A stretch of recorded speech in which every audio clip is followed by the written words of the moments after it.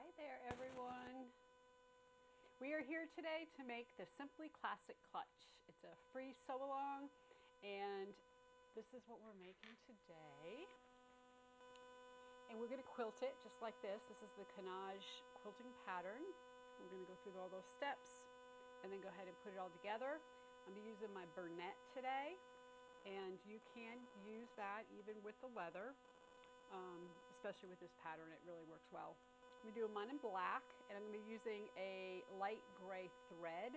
So this is a navy, and I use navy thread on it, so it's the same, but obviously when it's light gray, we're going to have a different kind of pattern there. So I think our audio's kind of messed up, so we're going to turn this off and see if we can make it better. Hold on just a second.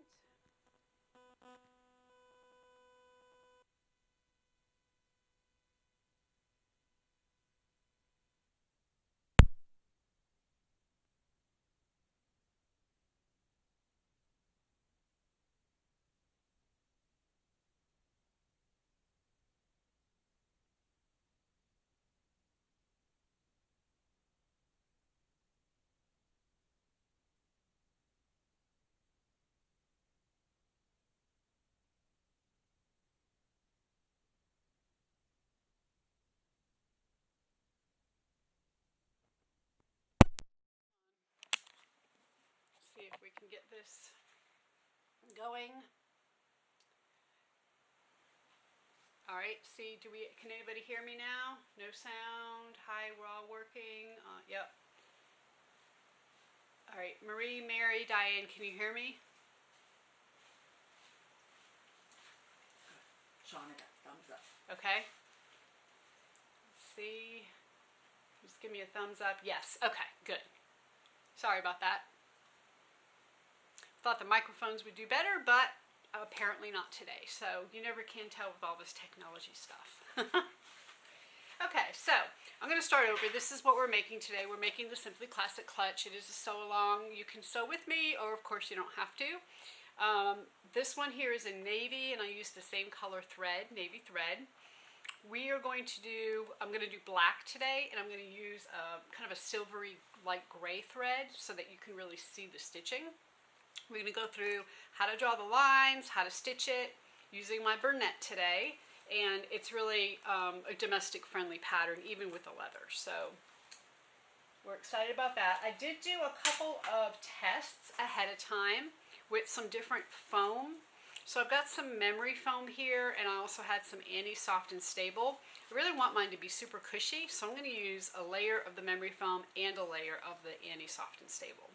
But you use, of course, whatever you would like. And I don't know if you saw, but a couple weeks ago on our live stream, we kind of went over different thicknesses, and you can use fleece or you cannot use fleece. I mean, there's just a lot of different things you can do there.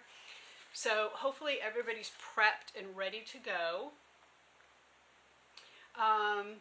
Okay, so let's see. We see, okay, Diane says pretty good on the, okay, Nancy, you can hear me softly. Can you hear me? Let me talk a little bit louder. That might help. Apologize for this audio. Hey, Jackie. Okay, Nancy, turn your volume up. You good to go? Want to make sure you can hear. Good stuff. Okay. So before we get started, does anybody have any questions? Of course, we want everything prepped right now. I'm going to go over all the pieces, but did you have any questions on cutting things out or what we're maybe going to go over today, or anything I can help you with? Okay, so Lisa says I'm cutting in and out. Okay, I got the thumbs up from Nancy. Let's see. Taylor, can you hear me? I can. Okay. Okay. We could try to do both audios. Okay. From both sides. Okay. Sorry guys, thank you for working with us. Yes, this is going to be saved on YouTube, so it is recorded for later. You can watch it at a later time. It is, of course, a live stream right now, but it will, just show up as a live stream later on that you can watch later. Okay, hopefully that gets a little better. Okay. Okay, so Mary Orr says, sounds fine. I can hear you. Okay, so I think seems to be buffering a lot. We're gonna, we are going to maybe check the Wi-Fi real quick. Give us just a second. Okay. We're going to turn off some Wi-Fi here on our end. Some of our phones and stuff that are on Wi-Fi, and then hopefully that'll help the buffering. You know, unfortunately, when you live kind of out, I mean, we're not in the middle of nowhere, but you only get so, our internet's only so good, right? There's only so much speed out to us, so we're going to go ahead and turn all that off, and hopefully that'll help. Okay. So Mary says a little buffering, better now, seems okay now. Okay, good. Okay, so Diane has a question. She says she's interested in a chain strap. So what we're going to do is, and I think Diane, you mentioned you didn't want to quilt as well. You know, if you don't want to quilt, you certainly don't have to do that. So when we get to a point where we put all this together, I suggest putting a couple of straps here on the side with D-rings. So you want to go ahead and cut, I would use 1/2-inch D-rings because this is a pretty small bag. So I would cut 2 pieces that are 1 inch wide by about 3 inches long. You can go ahead and fold the long edges into the middle and then top stitch those. And then right before we stitch all the way around to put the right sides together, you can go ahead and stick them in, and you can have them coming out probably the side. You could do the top, but remember we're going to be putting a zipper on the top, and it might end up getting a little thick. So this, like on each side, might be a little bit better. Okay, so Diane said no quilting for her. Okay. And that's fine. Again, you can do this in whatever.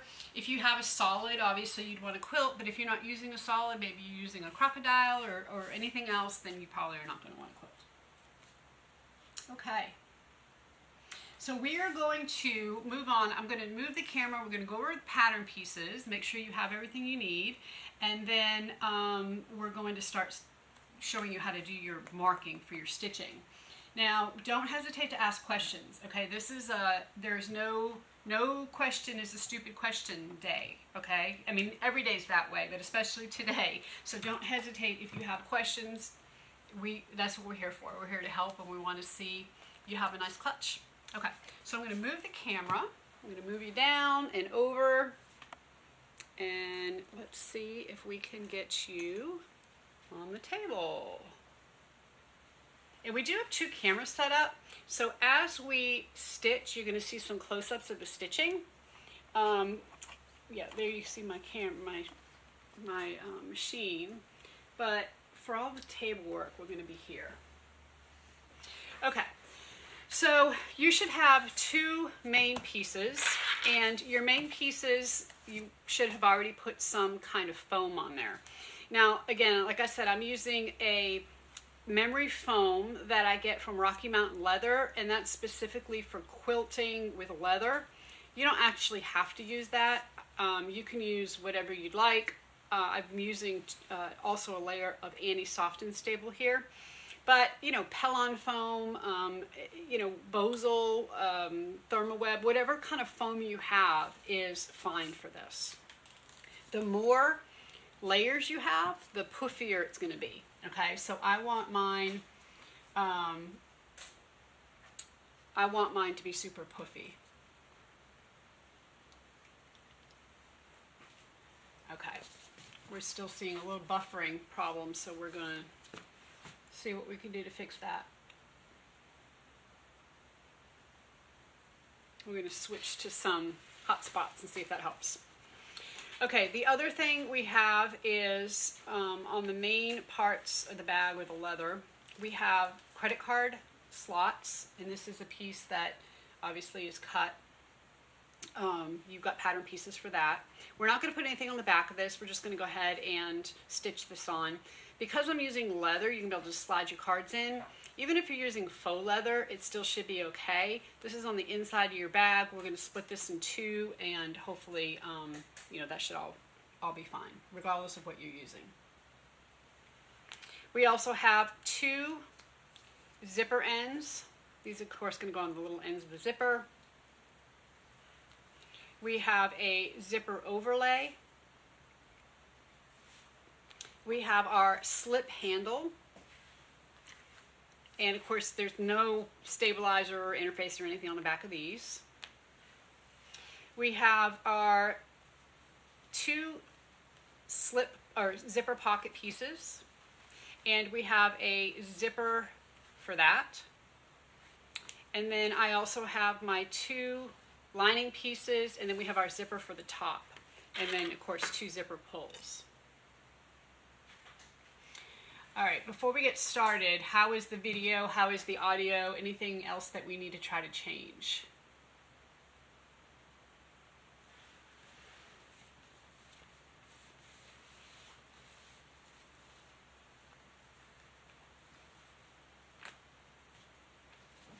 Is everybody out there? Everybody okay? Everybody can hear me and see what's going on?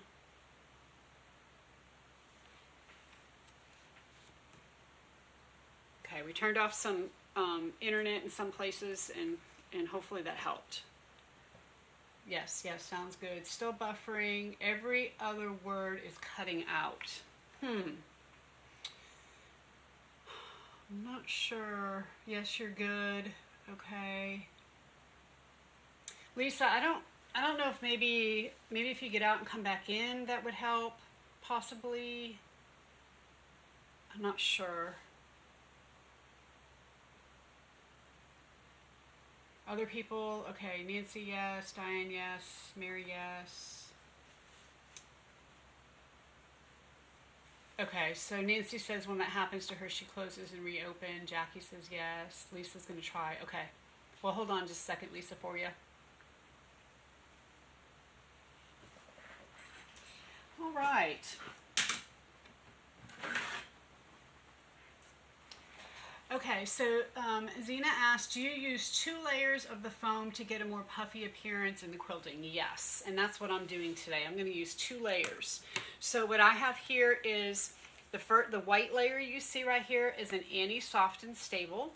And then this bottom layer that you see that's kind of a black color is actually a memory foam that I buy from Rocky Mountain Leather.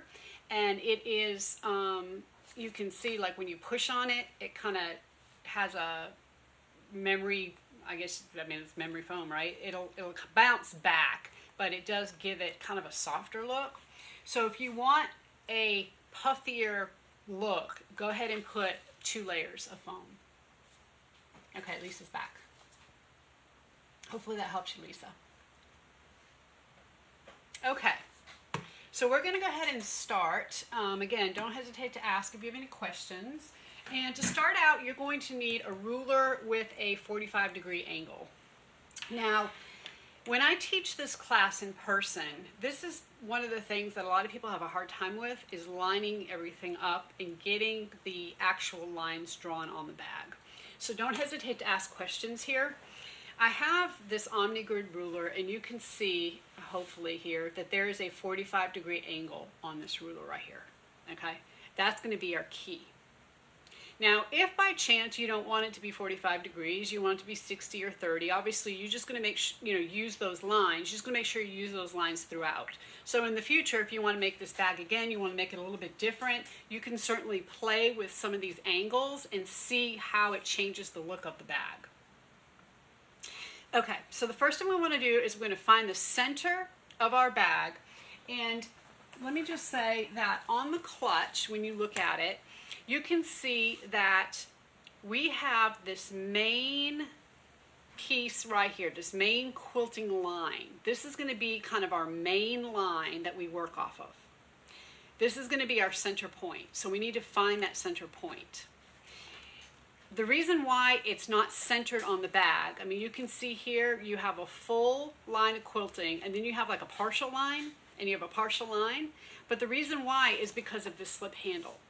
So we're not centering this line, this main line, in the middle of the bag. We're actually bringing it down some, and we're doing that on purpose so that everything looks proportional inside the bag. Okay. Hey, Barbie. So Barbie from Genie Design is here, and I know a lot of you are going to be joining us in the Florida retreat. We're so excited about that. Thanks for being here. Okay, we are going to first measure up. We're going to find the center of our bag, and this is an even 10 inches. We're going to go up 3 inches, and we're going to make a dot.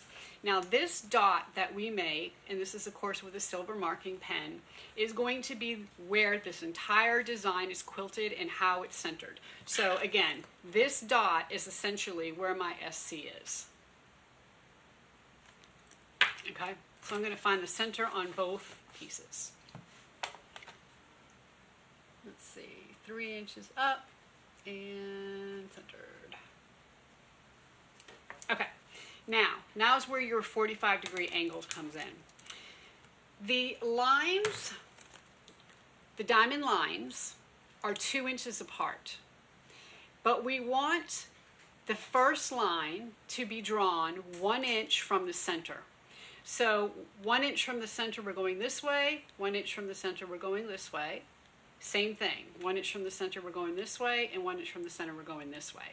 So as you put your ruler on the bag, you do not want to just match up, and I'm going to do it this way. So what I'm doing is I have my 45-degree angle aligned at the top of the bag. I don't want to put the edge of the ruler on that mark I just made, because if I do, now my line, my quilting is going to go right through the center, and that's not what I want. So what I'm going to do is move this over until the 45 degrees is lined up at the top, and the 1 inch mark that I made, or the dot I made, is on the 1 inch line. Okay, so I can see my dot right here. It is on that 1 inch line. My 45 degrees is at the top, and now I can draw my first line. Now, if you have a 6-inch ruler, be careful with this, because sometimes quilters have rulers that are like 6.5 inches or 4.5 inches. But if you have an even 6-inch or even 4-inch or even 2-inch ruler, you can actually draw the lines on both sides. So, because we're making them every 2 inches. So I'm going to do a line here and a line here, and that's just going to prevent me from having to move this ruler multiple times to get the lines. Next thing I'm going to do is line up my 2-inch line on one of those lines I just drew. And now I'm going to draw a line on both sides of the ruler again. And then we have one more to go in this direction. So I'm going to, one of these lines I made, I'm going to put the 2-inch mark on it. And I'm going to draw another line. So of course I can't draw one over here, I'm off my bag, but you can see that we now have 1, 2, 3, 4, 5 lines. Okay, does that make sense?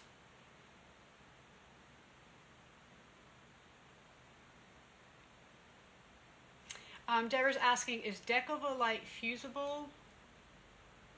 Oh. Okay, we'll wait for you to repost that. So once this is done in one direction, we need to change it and do it in the other direction. And to do that, we just need to put our 45-degree ruler on a different edge. So here, I'm going to put it on the bottom edge instead of the top. I'm going to make sure that my 1-inch line is on my center dot. And then once it's lined up, I'm going to go ahead and draw my first line. When that's done, I'm going to move the ruler over so that my 2-inch line is on the line I drew. And then I'm going to go ahead and draw my other lines, okay, on either side of the ruler. And then we're going to move it one more time. And we're going to do it again, okay? So now, of course, you can see this pattern starting to form. You can see that this dot is right in the center of this entire pattern here. And okay, so Deborah asked, Decaville light fusible and Decker Bond fusible similar. I'm not sure Deca Bond. I think Deca Bond is a Pellon product that is more, it's thinner than Decaville Light. I think it's more used for like credit card slots and, you know, it's not quite as thick as Decaville Light, so you're probably going to need something a little heavier if you're looking to make a bag. And it's, I know Decaville Light's really hard to find right now. And let me just kind of add a little tidbit that we are actually in the process of working with ThermoWeb to get a Decaville Light compatible product. We've got a sample in, we've used it. It is, when I had Decaville Light and this, my product in my hand, I could not tell the difference. That's how similar it is. So hopefully we're going to have that in the next, like maybe 3 months, and then you'll be able to get it from us, and we will make sure we keep it in stock so you guys can get it when you need it. All right, Nancy needs to go, so you'll watch the replay. It's nice to have you here. I appreciate you stopping in. Okay, so once we have one done, I'm going to go ahead and repeat that process on this other side. All right, so we're going to, let me line it up on the top first. We're going to move this to our 1-inch mark and draw our lines.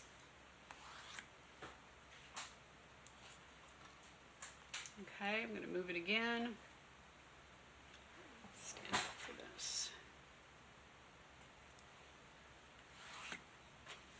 And then we're going to do it one more time.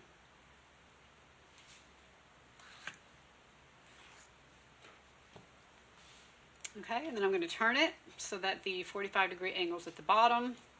And we're going to repeat that process. And then we're going to start quilting.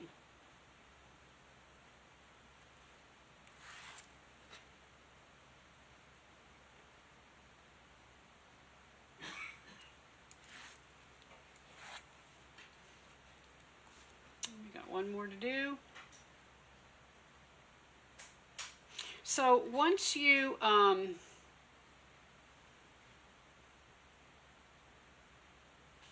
looks like one of my lines is wrong here. Let's see. Once you make your draw your first line, you don't have to worry about the 45-degree angle anymore because the line you drew is at a 45-degree angle. So as long as you line up with the line you drew, you don't have to worry about that any longer. It's just for that first measurement. Okay? Alrighty, so we're going to start stitching, and what I'm going to do is basically just quilt and just stitch on all these lines. So I'm going to move the camera a little bit more for you here, but then in addition we're also going to use the close-up camera so that you can see both. Alright, I have my stitch length at a 5, which is going to be slightly bigger than 6 inches per inch. And as far as where to start here, you know, typically when you quilt, you make your batting larger than your project because as you quilt it shrinks. This is a small project and it really is not going to shrink. So I don't like to necessarily start at the end. I usually start in the middle and then kind of work my way out. But, you know, that would be the only thing I recommend as far as where to start. So I'm going to start down here at the bottom.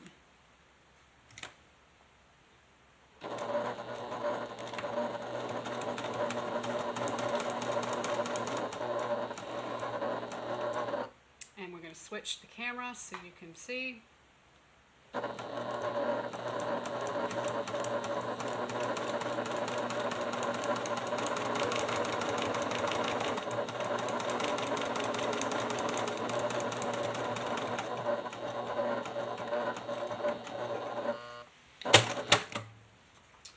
Okay, so because I have memory foam, you can see that the presser foot's making a pretty good indentation here. That's going to pop back out. It's okay. I do have my presser foot tension at about a 1. It's pretty low because I don't want it to smush any more than it needs to. So I'm just going to keep on stitching.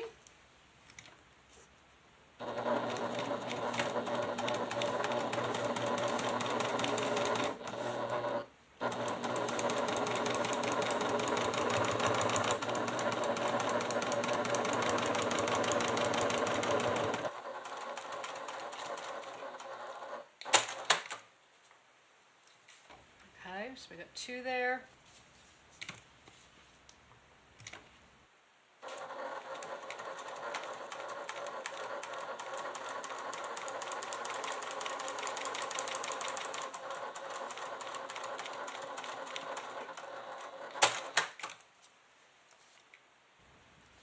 And then we got a couple more in this direction.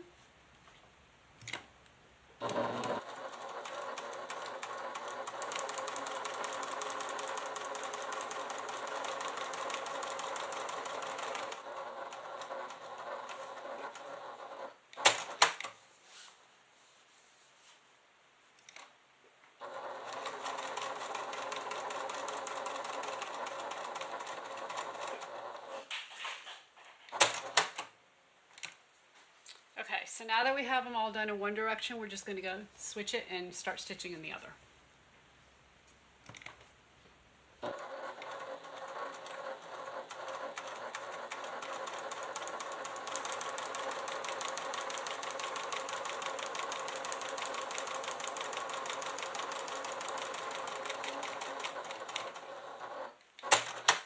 So one thing you're going to notice is I do have my Teflon foot on. I pretty much keep that on this machine all the time. I don't worry about switching it out. Deborah asked what stitch length. So I'm using on this Burnett a 5, and basically it goes from 1 to 6. What that is roughly, if we measure a 1-inch section, it is 1, 2, 3, 4, 5, 6. It's about 7 inches per stitch right now. Okay. Anywhere between 6 and 7 per inch is going to be perfect.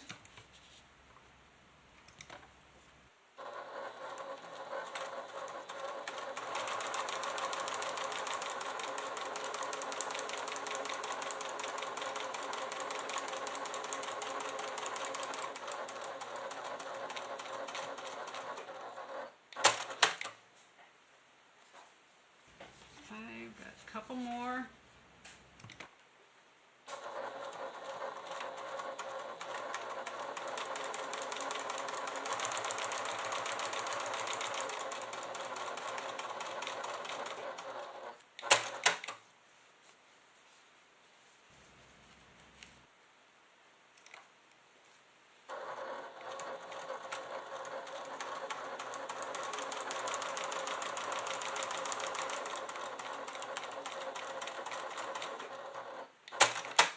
So anybody that doesn't have room for a large industrial machine, this Burnett is pretty bad to the bone. I would say maybe take a look at, getting yourself one. We do have a resource section on our website that will give you a link on where you can purchase one if you don't have a local shop. And I highly recommend the guys out in College Station. They really do a great job. So I missed a line. I could just tell it looked off, so I'm going to go ahead and stitch this one last one.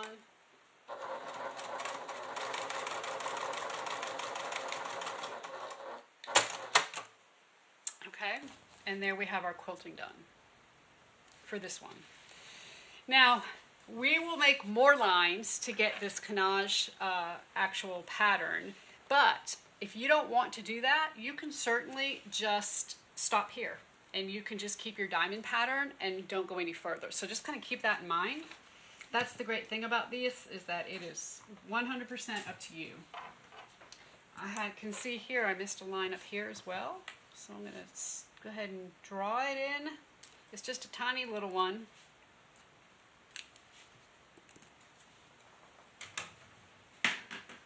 And we're going to start stitching.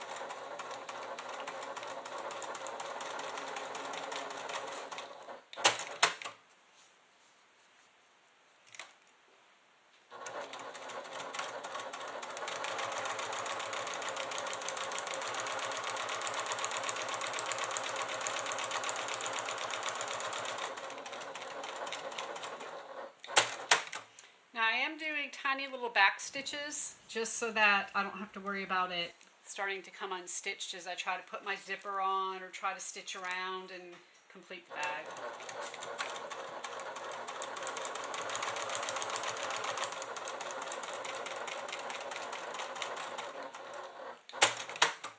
Now, another thing I want to mention is I'm using a size 90-14 needle, and that's really the best size for this leather that we have, because otherwise the needle leaves really big holes in the leather and it's just doesn't really quite look as good. So I would say 90-14 needle if you're using a domestic. If you're using an industrial, you want to use a Tex 70 thread with a 16 needle. I am using a Tex 45 thread here with this needle.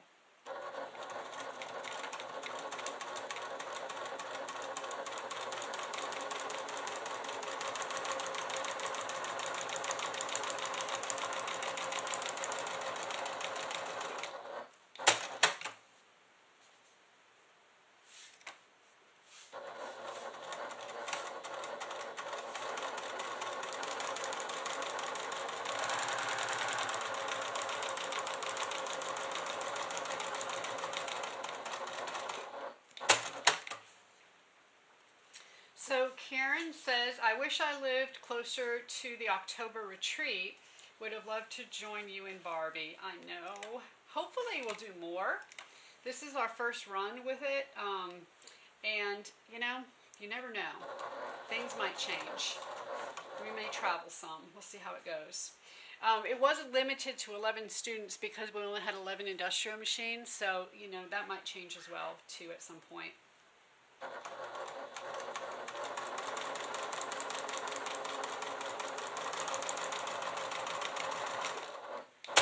And Karen, remind me where you are. I can't remember where you live, what state.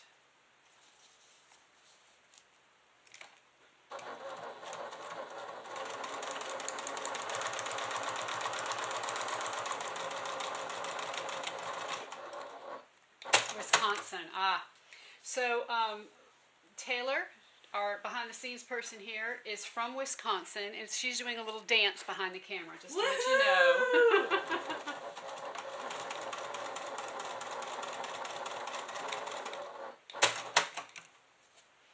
Okay, so now we have our second piece, all our diamonds quilted, and you can see how puffy this is. This is pretty puffy.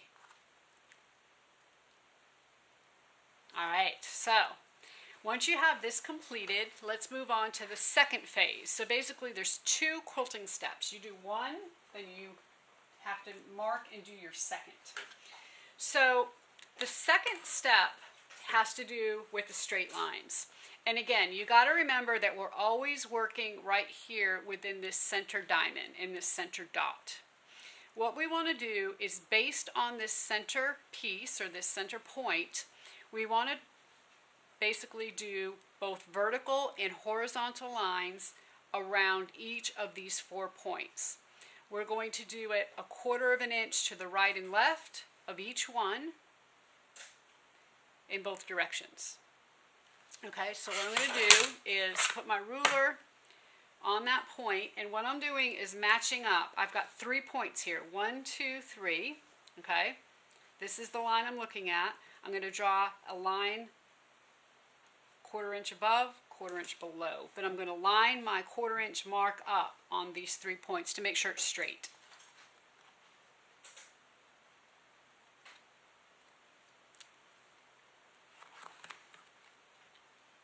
Okay, and then I'm just going to turn that around, and then I can essentially measure a 1/2 inch from that line.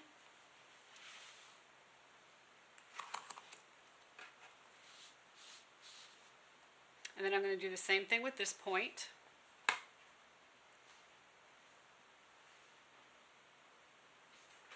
So line those 3 up, draw a line, and then turn it and draw a 1/2 inch from there. And the reason why I'm doing a 1/2 inch is because to basically go a 1/4 inch below is a 1/2 inch from the line I drew. Okay? And now we're going to do them on these 2 points as well. So this time we're going to go vertical.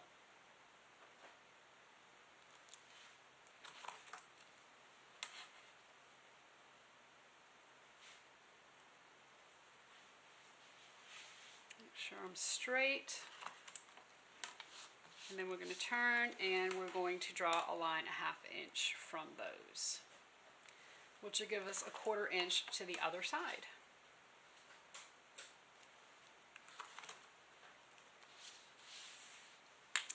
Okay, now, looking horizontally, we don't have any more diamonds that have points at the top or at the bottom to draw any more horizontal lines. But we do have some more vertically, so we're going to draw more lines vertically. So Mary asked, how far apart from the center again, please? Okay, so from the center, your diamond patterns are 2 inches apart.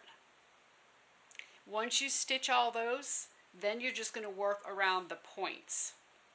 And on each side of the point, you're going to go a 1/4 inch to the right and a 1/4 inch to the left on all 4 points of that center diamond.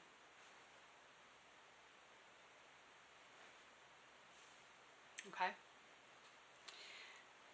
Now, because, again, looking at this center line of stitching, I mean, this is where our bag is totally centered around, is this right here. We can see that we do have a couple more points that we can draw lines on. We have one right here, and we also have one right here. So we're going to go ahead and do 4 more vertical lines on these points, this one and this one. Okay, does that make sense? I know it can be a little confusing. I see, like I said, when I teach these classes in person, that this is the part that is a little difficult sometimes. People aren't exactly sure where to draw these lines. So don't hesitate to ask questions. So Mary, I hope I answered that for you. I think I did. But if not, ask again. Oops.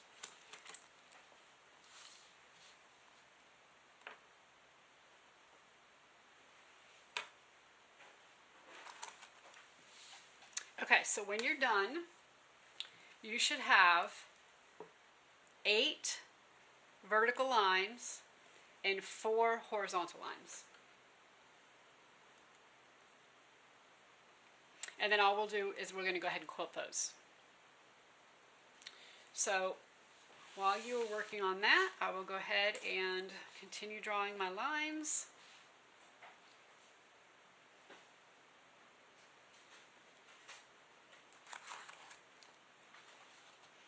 And then once we're done, we'll need a wet paper towel to just, and I say wet, like a damp paper towel, to go ahead and get all of these lines off. They should just come right off. The silver marking pen is great for leather and for faux leather. And I actually made my line too far there. I went a 1/2 inch instead of a 1/4 inch. So let me go ahead and make sure that I pay attention and get it correct. You can see how far apart these 2 lines are. It doesn't look right compared to this. So I drew that bottom one too far. So let me redraw.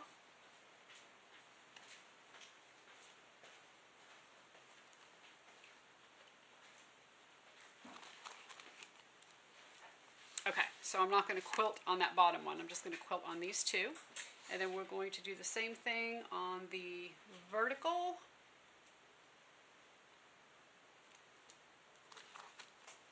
So we're going to have 8 here, 8 lines instead of 4.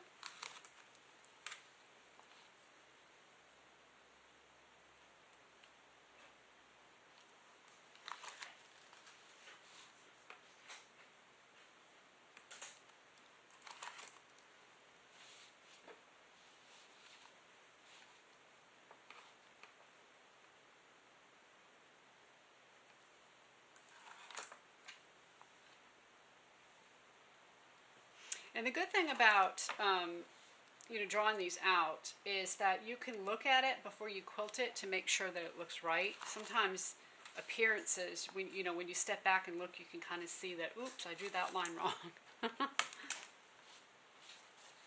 Okay.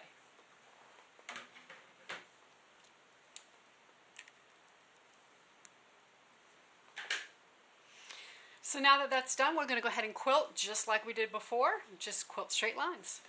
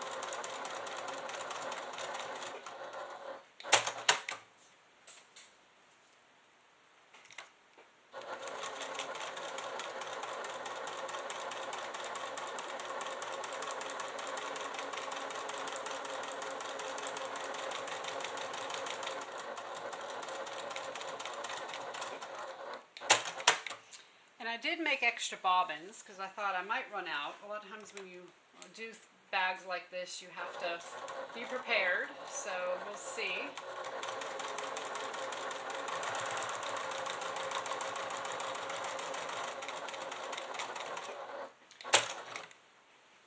See how far I get.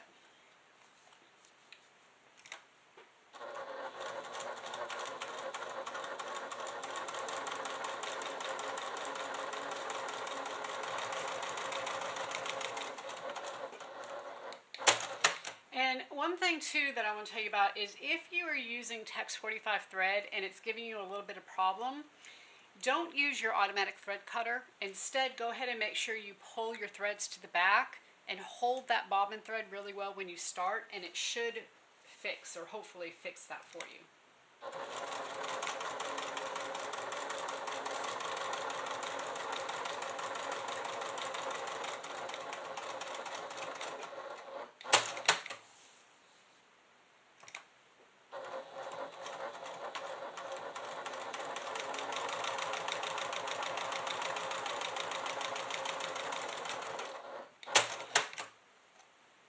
All right, I've got a couple more to go here.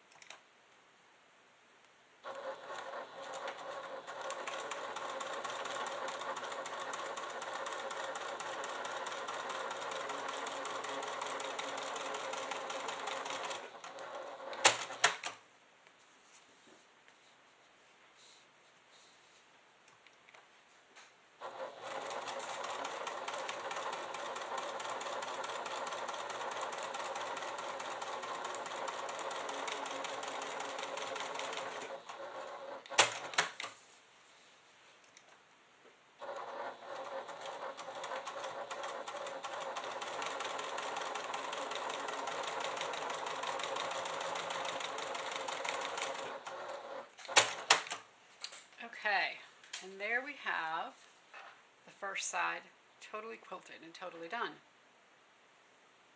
That light gray looks really pretty with this. Now I did go ahead and wind a bobbin and get ready with some black as well. When I actually construct the bag, I'm going to use black because I don't want to have any problems with the stitches showing through, you know, on the black when I do the zipper in the total stitching around. But for the quilting part and any kind of top stitching, I definitely want to use the silver. Or I think it's called light gray, theoretically.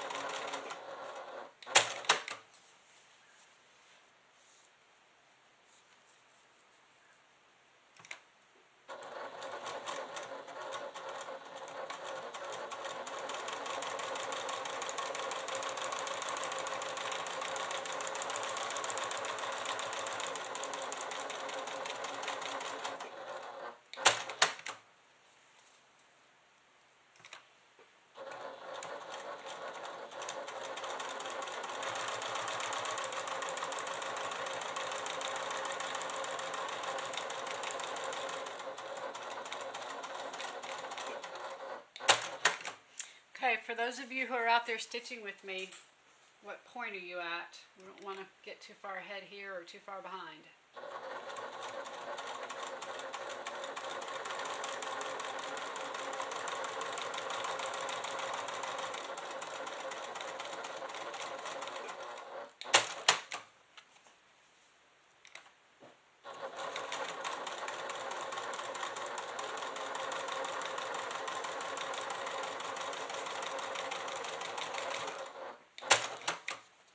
Mary says she's right on time. All right.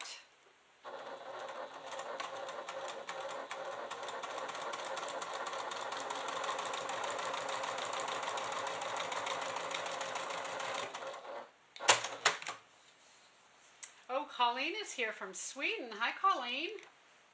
Colleen is a great customer, and I'm so glad you're able to be here. It's got to be, I think you're way ahead of us. It's probably evening in Sweden.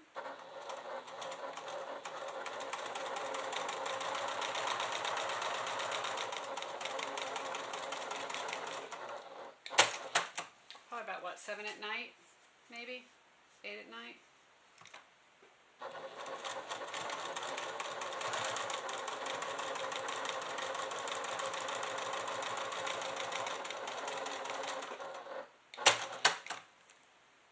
Yes, almost 8. Woo!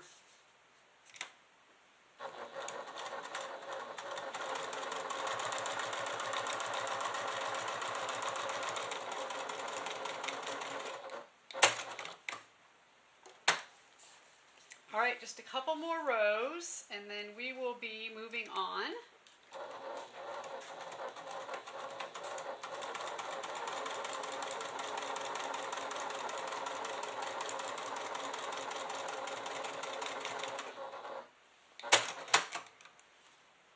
So Natalie says, hi from the Ukraine. Wow. Hello. Wow. I'm so glad you're joining us.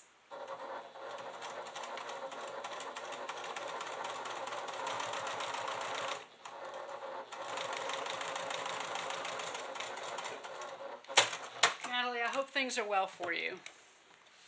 I know that you guys are going through a rough time over there, so we feel for you. All right, so I've got this done. Bonnie says, I've been listening while I make a 45-minute drive to an hour drive to a doctor's appointment. I'm wondering if this will be in YouTube later. Yes, it will be, Bonnie. You may end up, when you go to our YouTube channel, have to go to the live section to see it, but it is being recorded and saved on YouTube, so you can follow along later and sew with us then. Okay, so once this is, your quilting's done, again, I just have like a damp paper towel and just go ahead and wipe it along, even on the leather. It's okay to do this. You know, this leather that I'm using is what's considered, it is a real leather, but that's, you know, Americans tend to call real leather genuine leather, but genuine leather is really a type of leather. And the type of leather that it is a leather with this kind of coating on it. So it's been finished. It's been, it has like a, almost like a soft, I don't even know how to describe it. It's just like a already finish on it. Things aren't going to soak into it necessarily. I mean, you don't want to, you know, just dip it in water and leave it there. You know, it will stain if water stays on it for a long period of time. But to clean this leather, you can just use a damp paper towel, some kind of damp cloth to go ahead and wipe over it, and you can see all of those lines come off. It looks great. So I'm going to do the same thing on this one.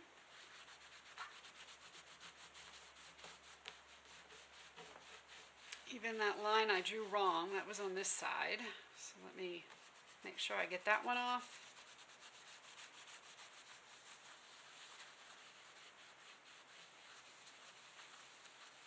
So Natalie says, I always try to watch when possible. Your videos are educational and positive. Thanks for your support. Oh, you are very welcome.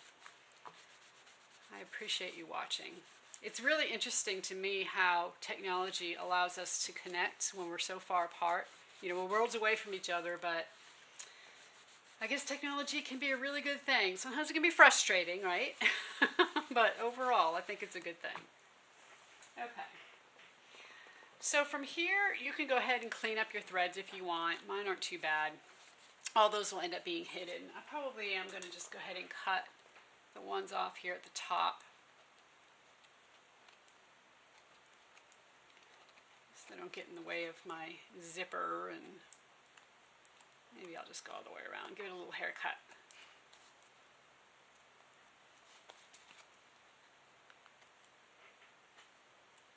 Doesn't have to be perfect because all of these threads will be caught in the seam allowance when we're done. Okay. Now, if you have a bag tag, it is a great time to put it on. And depending on the shape and size and all that, the best place to put it is right there in the center. So I have one, and I'm going to go ahead and get that on. And basically, at that point, our exteriors will be done.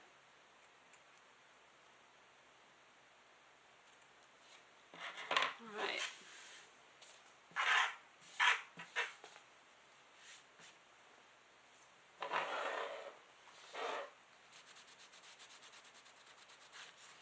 So I have this here. I'm going to go ahead and put it on right here in the center. You know, take a look at your quilting. If there's one side you like better than your other, you can go ahead and choose the side you want to be your front. I don't know that one's any different for me. I'm just going to go ahead and stick this right here. So make a couple of little slits. And I need to get my knife to do that.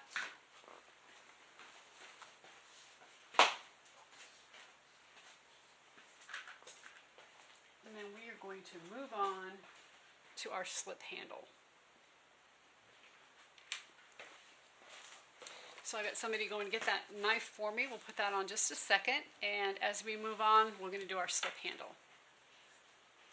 So our slip handle is going to be this piece here that you have. And what you're going to do is you're going to start out by drawing a line 1 inch. You can turn it over and draw a line 1 inch from one edge. And then we're going to fold this in thirds. So you are going to need a little bit of double-sided tape. You can clip it if you want. It's up to you. I'm going to use some double-sided tape, and I'm going to keep it right in the middle so that I don't stitch over it. So I'm just going to put one here. I'm going to turn this around, make sure that's down real good. So Diane says, I'll have to watch from here. My machine just broke. Oh no. Oh, that's frustrating, Diane. I'm sorry. Okay, so we are going to fold this long edge up to that line. And we're going to have it just under the line. I don't want to cover it. I just want to fold it up to it. Go all the way across.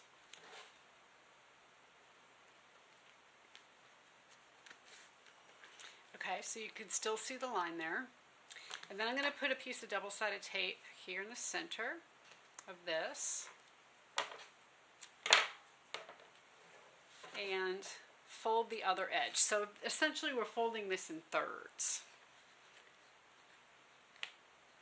And that other edge is just going to go all the way to this folded edge.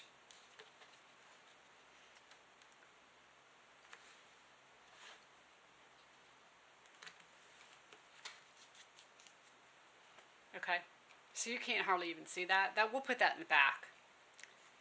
But this will be our slip handle. Now, if by chance you want to have a shape on the end of your slip handle, now is the time to go ahead and punch that in, or you can try to cut it in. A straight edge looks great too, either one, whichever you prefer. I am going to just leave this straight and stitch with you. Full disclosure, I did go ahead and cut just a small shape in the handle that I'm actually going to put on the bag. These bags are actually going to big shows, and so I really wanted to make sure that I had, you know, everything looking good on it, and have that little extra special touch because it is going to be seen by a lot of people. But what we're going to do from here is just go ahead and top stitch this handle. Now you're going to top stitch 1/8 of an inch from the edge. I am going to slightly lessen my stitch length. So I was on a 5 on my Burnett, and I'm going to move it down to about a 4.5 to do this. Okay, and then we're going to stitch all the way around.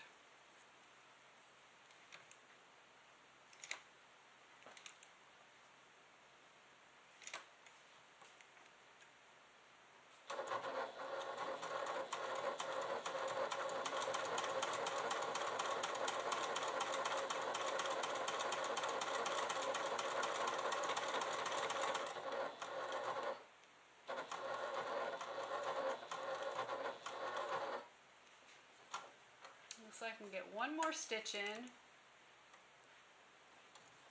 going to turn and come down.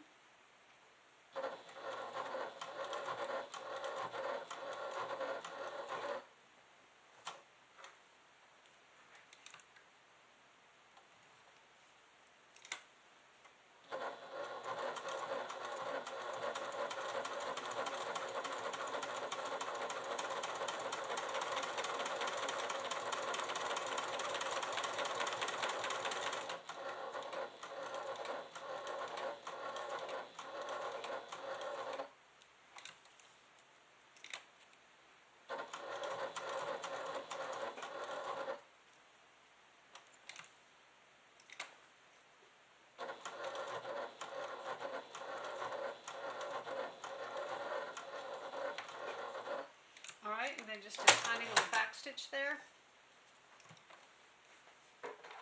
Trim our threads.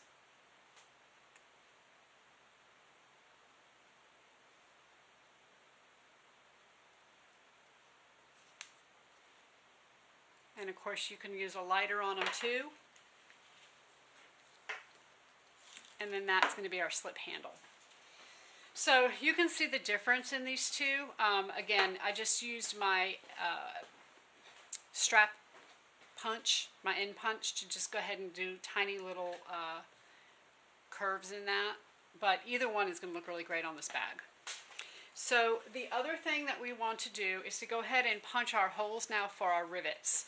Now, if you don't have rivets, you can certainly stitch this on. And what I would suggest to do that is to either right now you can do like a second row of stitching around, or you could stitch to a certain point on here where you stop, and then you place this on the bag, you stitch around this corner, and then you know, kind of go from there. So essentially do 2 rows of stitching, or two times of stitching, one to get the top stitching done for the middle, and then the ends to adhere it to the bag. But I am going to use rivets, and in the pattern, of course, I give you measurements as to where to make these holes. So what you would do is just use your ruler and go ahead and draw in, or put a little mark where the holes are going to go. So I'm just going to make a mark and another mark. Basically it's a 1/2 and an inch. So 1/2 and then 1 inch. And then from here you want to go ahead and cut your holes. So I'm just going to punch my holes.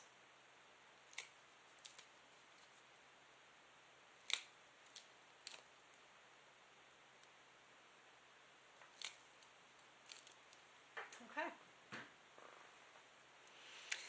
We are going to, here, let me go ahead and put my bag tag on, and then we're going to measure where our handle is going to go, but we're not going to actually install it yet.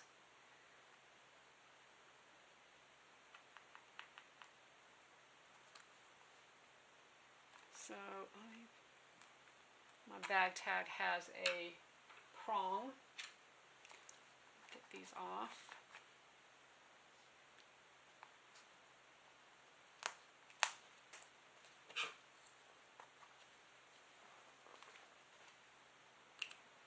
We officially have these now in stock. These are the Olfa cutting knives, so you might want to check that out when you get a second on the site. We used to carry the Zoid, but the Zoid went out of business, so we had to find a replacement. once I put that on, I usually put a little bit of double-sided tape over that just to kind of hold it in place and to protect my lining. Okay. There we go. And one thing I like with this memory foam is that you put that on tight enough you can see the puffiness even in that. I really like that. Okay, so take your handle, and what we're going to do is place it about a 1/2 inch up from this top line that you stitched. Okay, and of course you want it centered. Now what you want to make sure is that you do not punch holes in any of your quilting, because if you do that, then of course it's going to come apart. It should come in, you know, somewhere in this diamond and somewhere in this diamond. So I'm just going to go ahead and line this up, and you can either kind of eyeball this or you can measure, whatever is easier. I'm going to measure because I have been known to put these on crooked before. So let's see.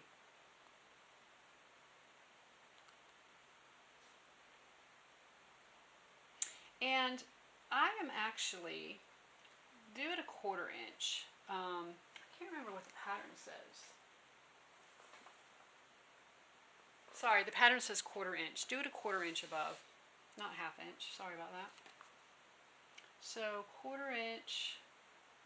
I'll line that up on that line. Place this on.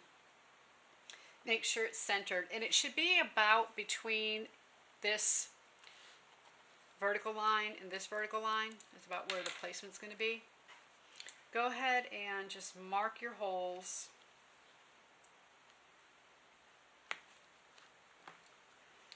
Again, make sure they're not going to be on any quilting. And it looks like mine are going to be okay. I'm going to punch the holes, but I'm not going to attach the handle yet. So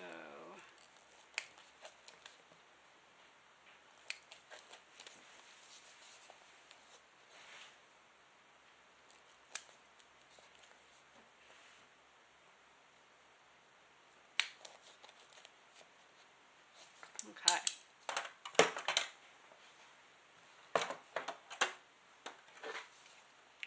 Get my little holes out.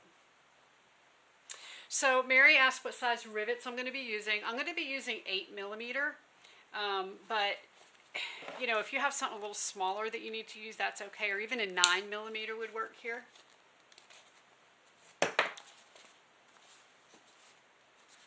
Okay, good question. All right. So now once we have this done and we have our slip handle, I'm going to put this one here and put this one aside. We're going to move on. Mary, you keeping up? You okay? You need me to hold on for just a minute?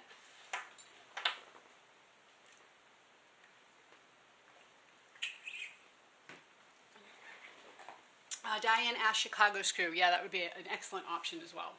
Chicago screws would be great. So someone here is asking me, where do you get your labels made? I actually get them from a place called Metal Things Art, and there is a link for it on our website. If you go to our resources, so go to our website and at the top go to resources, then there is a page there that has all kinds of good information. It's information on where you can order the Burnett, where you can order the Sew Type magnets, where you can order all the things I use, leather and faux leather. And some of them are affiliate links, some of them are not. You know, I'm never going to recommend something that I don't use and love myself. But if you check them out there, you will see the link to that website there. Okay. So we're going to set this aside. Don't put your handle on yet. And we are going to move on. You've got 2 zippers. You want to make sure that the zipper for the top of your bag is exactly, I'm going to look in the pattern, I believe it's 8.5 inches. Let's see. Yes, exactly 8.5 inches. Okay, if it's any more than that, you're going to have a problem stitching it on. If it's a little less, don't worry. It's okay to be less than more. So the first thing we want to do is to go ahead and put our zipper pull on. And I'm going to just kind of burn this edge.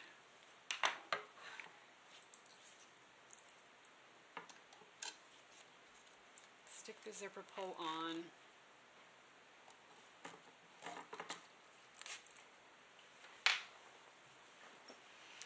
And what you're going to do is take one of your ends and you're going to clip the right side of your fabric to the right side of your zipper.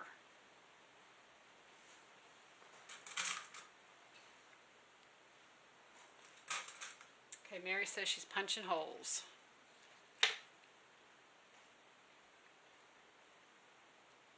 And then you're going to do the same thing on the other side. So make sure it's the right side of the leather to the or faux leather to the right side of the zipper. Make sure you have a nice even edge here.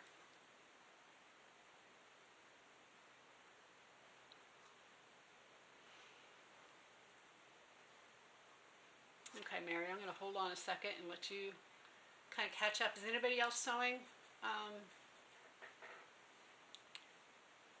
Besides Mary? I want to make sure nobody falls too far behind.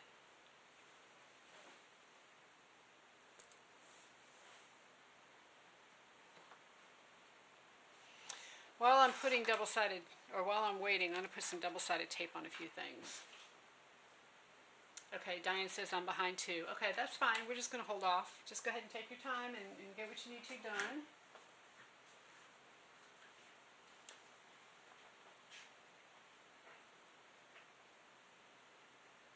I'm going to put a little bit of double-sided tape on my zipper pull or my zipper overlay while we're waiting. And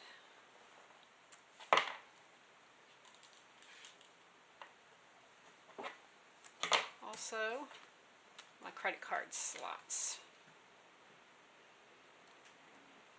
So I don't know if any of you were able to watch our live last night. You know, every Thursday we have a live stream where we go over all kinds of fun stuff. We go over usually some sewing history, we give you some inspiration, we talk about some pairings of some things in the shop and all kinds of fun stuff. But aside from sewing, one of the things I mentioned is that we've been having earthquakes here. And we don't have earthquakes in Georgia.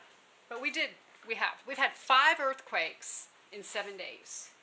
And so they're not huge earthquakes. They've been like 2.0 on the Richter scale, which I know, you know, for some people who have really experienced an earthquake, that's not bad.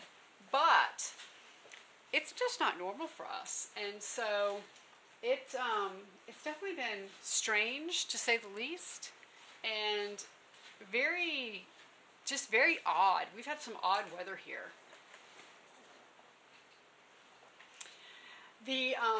Okay, so Sharon says, I absolutely love the lives and the history that you've given them. Well, thank you. Yes, I'll tell you, I wish I could say that I have all this in my head, but I don't. I get a lot of help. Shauna, and actually today's Shauna's birthday, so if you're out there, tell her happy birthday. She's helping us out. And she does a lot of the research and all that for the lives. So Shauna has just done fabulous with it. Of course, Taylor is behind the scenes, always helping as well, getting all the cameras, and she's more of the tech guru, and so I really appreciate their help. I am not a one-person shop here. I have got some good help. The other thing, I guess you might know or not know, is that we are in the process of renovating a warehouse. So back, I guess it was right when the hurricane hit, because again, we're having crazy weather. We bought a warehouse that we were planning on renovating and having ready, you know, by February. And of course that didn't work. That didn't happen because of the hurricane. Everybody had to get their houses fixed. And so anyway, they've started working on it and of course ran into problems because there's no such thing as construction without problems. So we're hoping to have it done in the next few months and or sooner. And you know, I mean, it's going to be good. We're excited about it. And eventually the long-term plan is to maybe, you know, build a building to have some retreats and classes out there, regular retreats and classes. But initially, we need all the space for warehouse use right now. But our headquarters are going to be there. We're going to have our offices. We're going to have our warehouse space. And it's in a nice little town called Thompson, Georgia. So we are really excited to move in. And I'm sure when I first turn on my camera today, you can see some of the chaos behind me. We're cramped and we're all, you know, struggling for space, but it's all good. I'm glad we all like each other here because we're always on top of each other. All right. So how we doing, Diane and Mary? I want to make sure that it's all looking good. So Mary Orr says happy birthday. Okay, so Diane says go. How about you, Mary? You okay?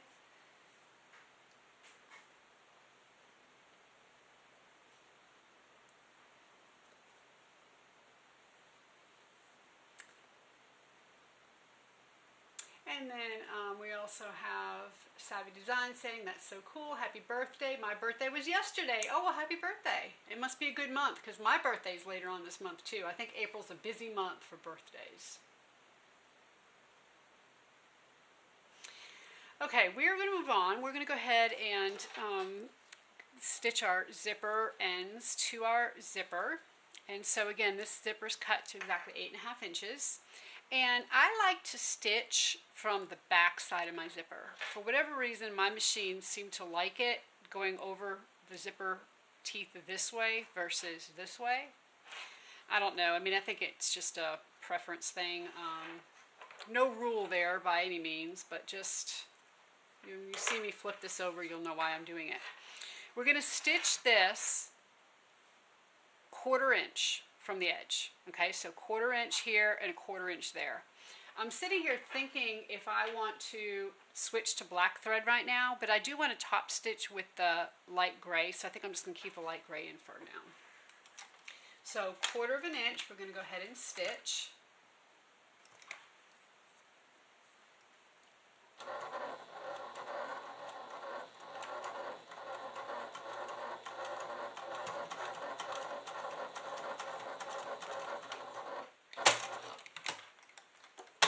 Do that on both sides. Move my clips down a little bit.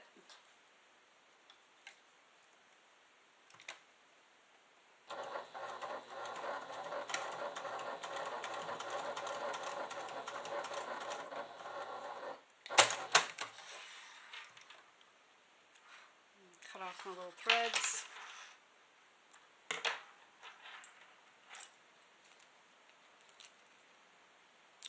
So Deborah says, my birthday was this weekend. I retired as well. Oh, congratulations. So I'm looking forward to relaxing and making some cool bags and wallets. Traveling as well. Good for you. I know, you know, my husband and I retired a couple years ago now. And that's kind of when we really, Simply Classic, I was able to dedicate more time to it. And he keeps reminding me that I'm supposed to be retired, and I tell him I am. I'm having a ball. This is exactly what I want to be doing. So, you know. Okay.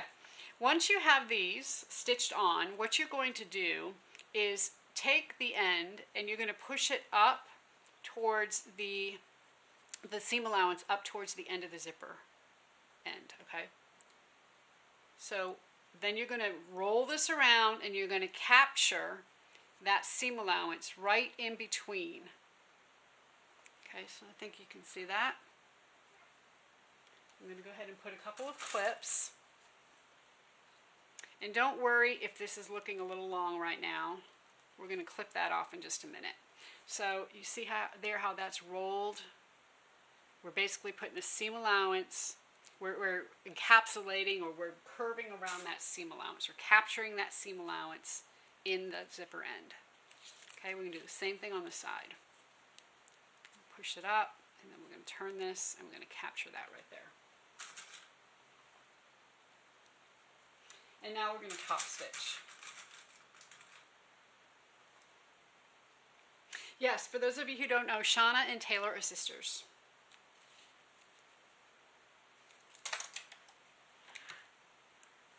Okay, now when you top stitch, you want to top stitch as close as possible to your stitch line. So where your zipper meets your zipper end is where you're going to top stitch.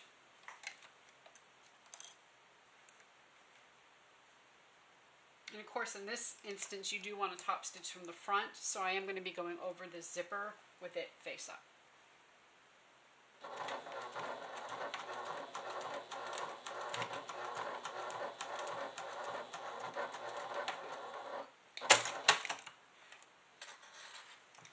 Okay, and then that's what we have. So we're going to repeat on the other side.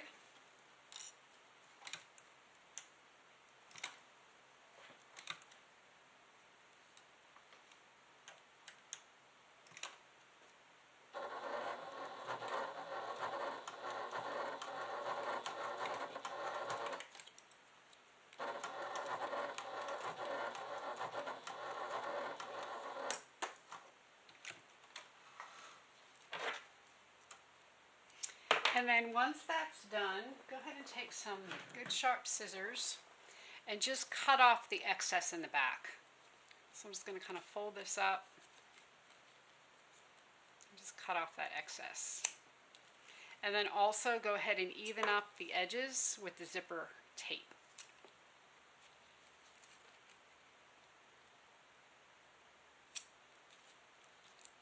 Okay, so stick my zippers underneath there, or scissors underneath there.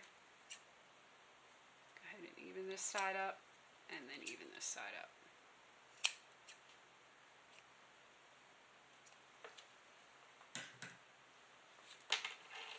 Okay, and there we have our zipper pull, or a zipper, top zipper is what essentially we're doing.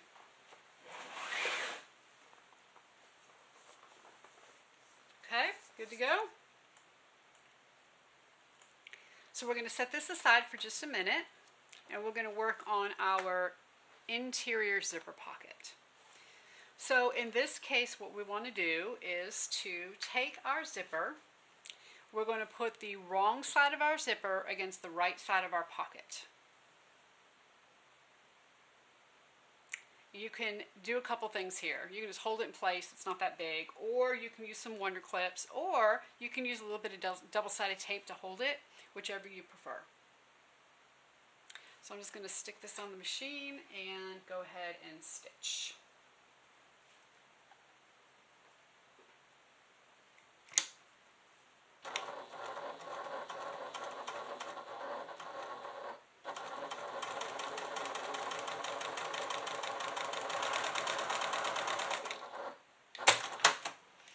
And when I stitch, a lot of people ask me when we're in class, how far away?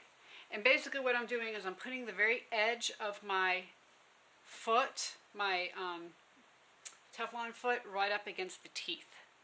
That helps me obviously stitch a straight line, and then it's about 1/4 of an inch away. Okay, so someone's asking here, how do you adhere the foam? That's a good question. I kind of left that out, didn't I? I actually use 505 spray. And 505 spray is a spray adhesive that you can get at most quilt shops. And it is what quilters use a lot when they actually have batting that they want to adhere to quilts. However, you can use it for anything. And this is, you know, kind of the well-known stuff, but there's other brands out there. It's not just this brand, but it's just a temporary adhesive. And I usually, one thing I want to say, spray it on your foam and then put the foam on the back of the main piece. Because if you spray your main piece and then put the foam on, what's going to happen is as you try to feed this through your machine, it's going to stick to your machine. I learned that. So make sure that you stitch you spray your foam, and then put it on the back of your piece. That's a good question. So Lady Pink Bags is here. Thank you so much for joining us. We enjoyed you last night on the live. And Juanita said, how thick of foam are you using? So I decided I wanted mine to be pretty puffy. And you can see here, obviously, how puffy that is. You can see the indentation with the tag and all. And what I did is I used one layer of memory foam and one layer of anti-soft and stable. So mine's pretty cushy, okay, pretty thick. The anti-soft and stable, of course, you can get at any of your local quilt shops or any sewing store, you know, that you like. That's usually pretty easy to find. The memory foam I get from a place called Rocky Mountain Leather. It is specifically, well, typically used in leather bags and leather making and quilting leather bags. I like it because it does have a memory feature. You can see it's kind of like those memory foam slippers that you buy, and they're nice and cushy, and I just like the look of it. So I'm using 2 layers of foam.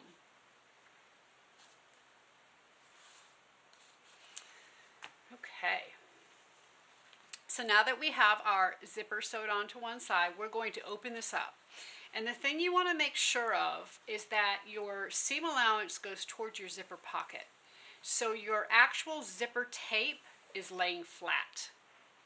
Okay, don't top stitch like this, because if you do, you're going to have a hard time getting your zipper pull on, and it's going to end up covering your teeth. So make sure you go in the opposite direction, and the seam allowance is going down towards the pocket. Okay, and we're going to top stitch because we want to hold that in place.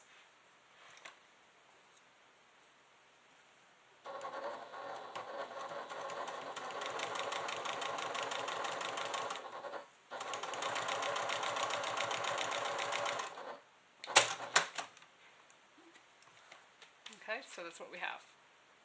So now I'm going to repeat that process on the other pocket. So we're going to take our other pocket piece, we're going to put the wrong side of the zipper right on top of this piece, and we're going to stitch it on, and then we're going to top stitch. Open it up and top stitch. Now make sure that your pockets here on the side are matching up. Okay? You don't want it to be off like this, because then it's not going to fit in the zipper overlay opening. So make sure those are all matched up as best you can. Don't have to be perfect. And then we're going to stitch.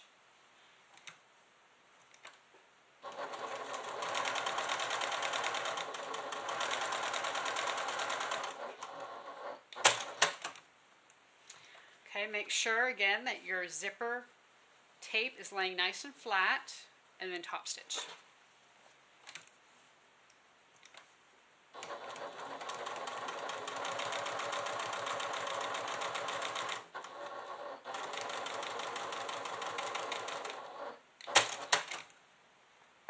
Okay. So now you're going to see the right side of your zipper with the wrong sides of your pockets. And you're going to see the wrong side of the zipper with the right side of your pockets. Now it seems a little backwards, but it's going to all work out. Let me cut all my little strings here, little threads, and burn that. And then we're going to put our zipper pull on. Let me find my other zipper pull. There it is.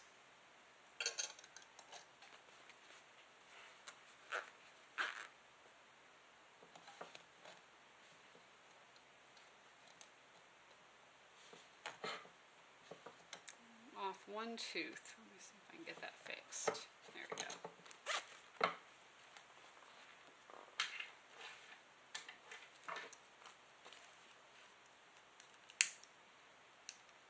Okay, Diane and Mary, how we doing?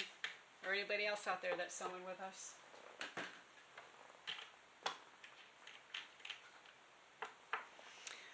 I'm going to go ahead and put some double-sided tape right at the edge of the zipper tape on the top and the bottom.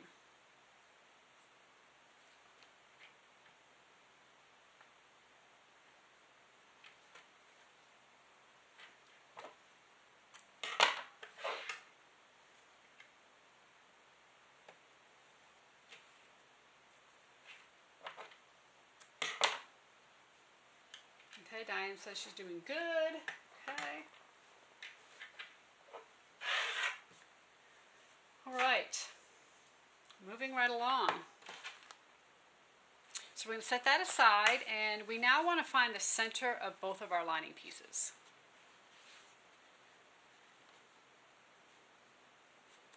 So I'm just going to put a little notch.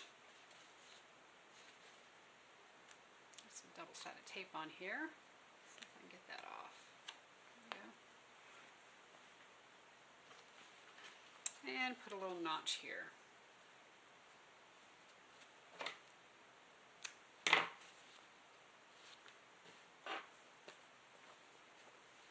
All right, let's go ahead, and the first thing we want to do is put our zipper overlay on our piece, one of our pieces. So you're going to go down, let me look, because I cannot remember off the top of my head.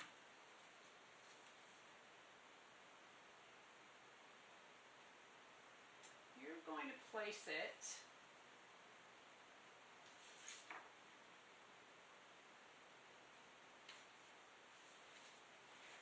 one and a half inches down.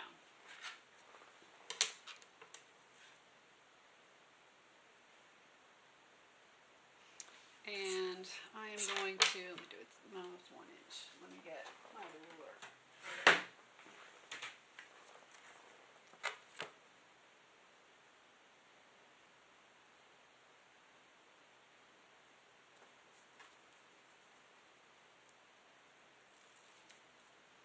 And I'm just going to center this.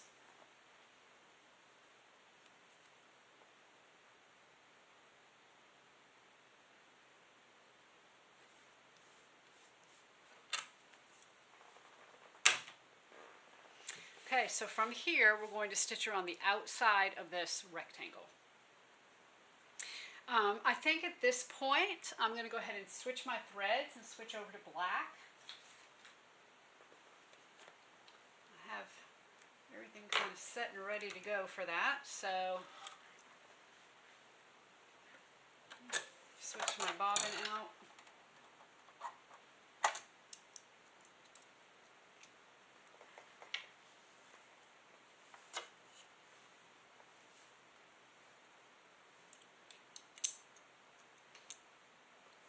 So sometimes you obviously want to use contrasting thread, and obviously I wanted to do that for the quilting part, but for the construction part I really don't. I want to go ahead and stick with the same color thread.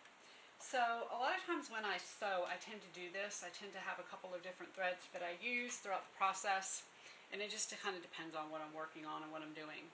I like to match the bag as closely as possible when constructing, and then of course for top stitching you can do whatever you prefer. Diane says, my big problem is I don't have all my stuff close by. Yeah, you know, it's funny you say that. That's always a hard thing for me whenever I do lives, because I'm always forgetting something. I never just sit still. I'm up and out of my chair. And so I've had Taylor already today, since we've been on this live, had to go fetch a few things for me, so I fully understand. In the same way. It's hard to have everything you need right there because you think, oh, I need that, or oh, that would be helpful, and next thing you know, you're up and about. You get it.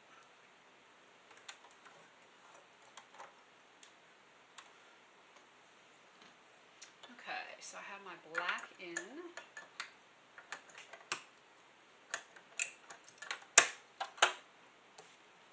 We're just going to top stitch. And that does not sound right. Let me see what I got going on. Sounds like my bobbin wasn't put in right.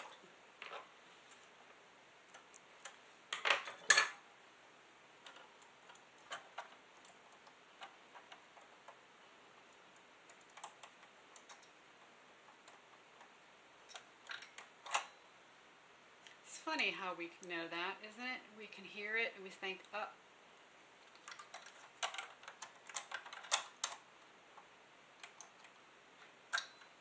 Let me try that.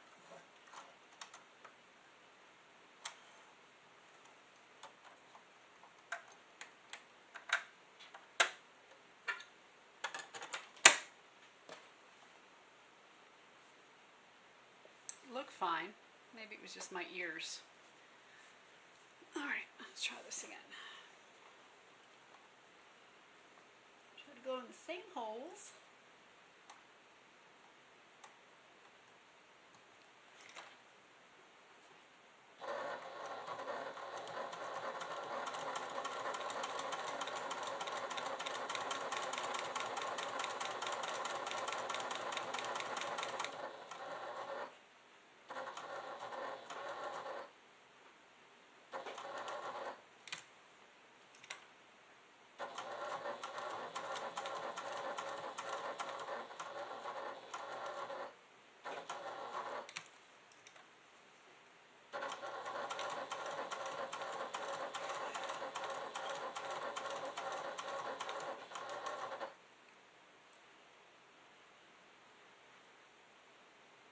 Mary says, I'm caught up, but it's crazy. I keep losing pieces.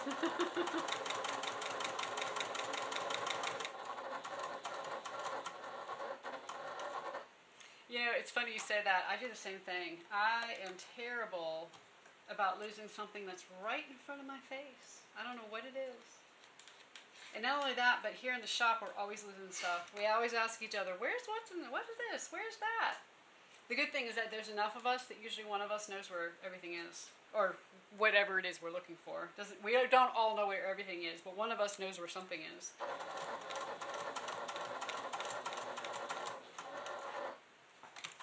A little back stitch because it's black and you're not going to be able to tell.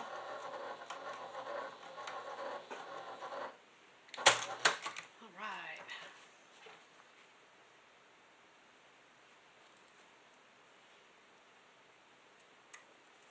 Okay, so from here we're going to cut the center out.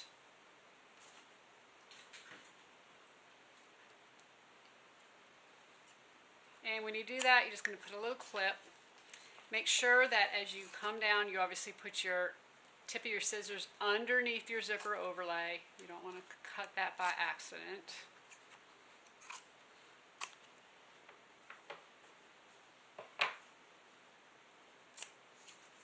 And then just go ahead and make sure you don't cut your overlay and cut along the back of your zipper or your lining.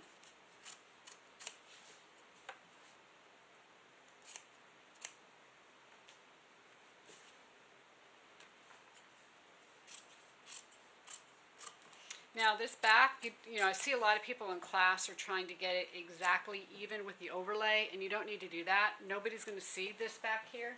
Doesn't matter what it looks like. When you flip it around, as long as it looks nice there, you are good to go. Okay. So from here, we are going to go ahead and remove the backing from our double-sided tape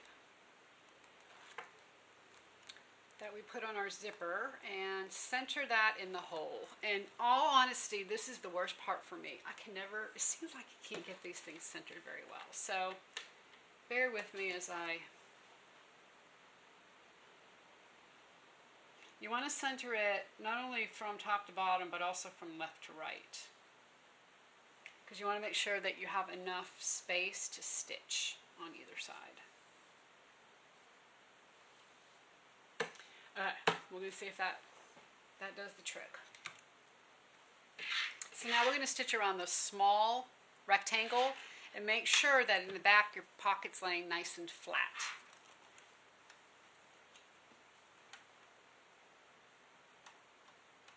And you're going to do about 1/8 of an inch away.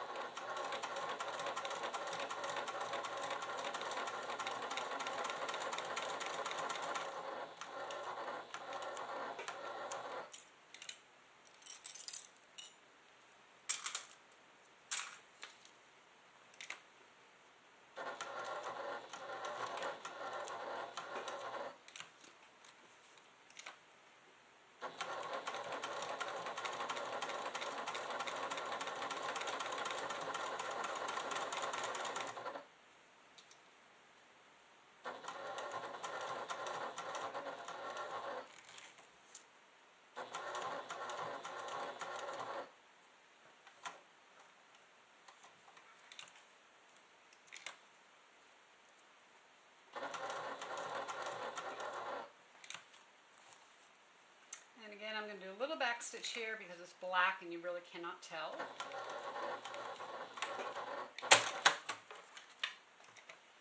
And then we will cut our threads.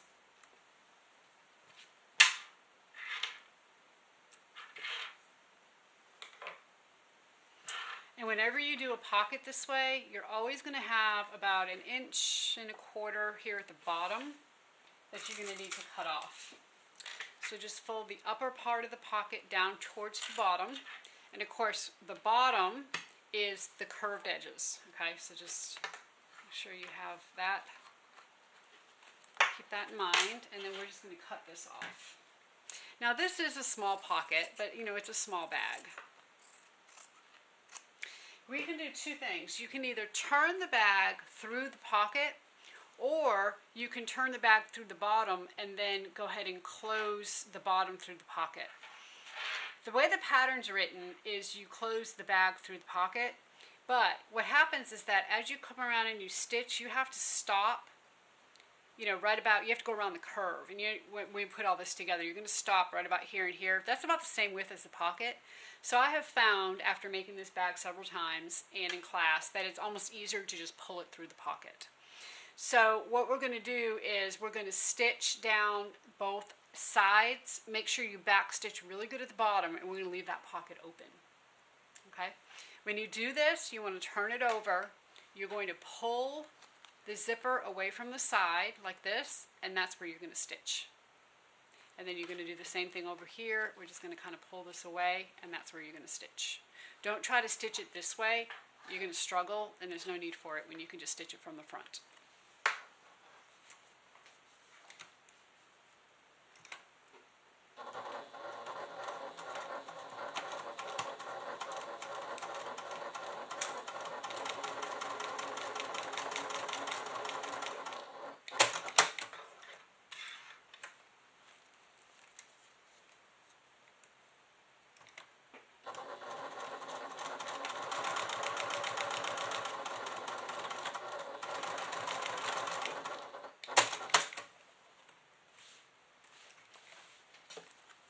Okay, if you have any extra zipper on either side of this pocket, you can certainly trim it. It's pretty good for me.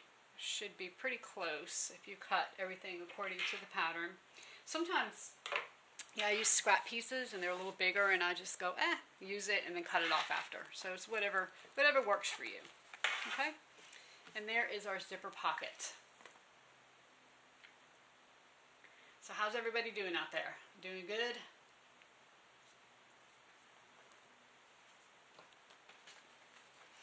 Set that aside, and we're going to move on to our credit card slots. And the credit card slots are really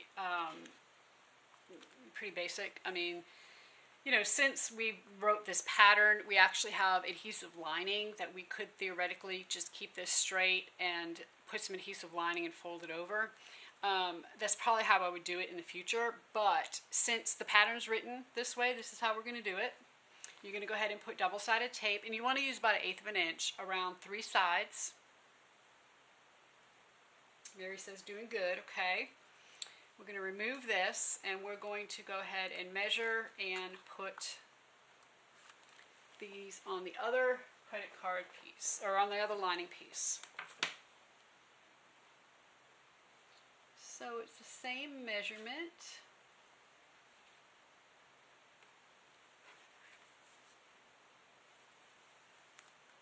I'm just going to go ahead and put that on. Now we're going to split this in half so that we can put a credit card on each side. So go ahead and measure over, you know, measure, see how big it is. It should be 5 inches, but you know, double check yours just in case something happened. I know how that can happen because it's happened to me before. It's like, whoa, this should have been something, and it ends up being something else. Draw a line, and sometimes even to double check this and make sure, I'll actually turn it around and do the same measurement from the other side. And if it's off, mine are right on target, but if it's off, I'll stitch in between the two. And that's just a way to kind of double check and make sure it's all good. Okay, so what we're going to do is come down, go over, we're going to come up and go down the same line, okay, because we don't have a lot of extra space here for credit cards. And then we're going to come back over and up. Your credit cards are going to be tight in here, especially if you're using leather, but leather stretches, right, over time. So as you use these, they're going to stretch out a little bit, and you should be able to fit a couple of credit cards in each side. All right. And you want to use 1/8 of an inch here. You really don't, if you stitch too far over, your credit cards aren't going to fit. So make sure you use 1/8 of an inch. and back stitch really good here at the tops.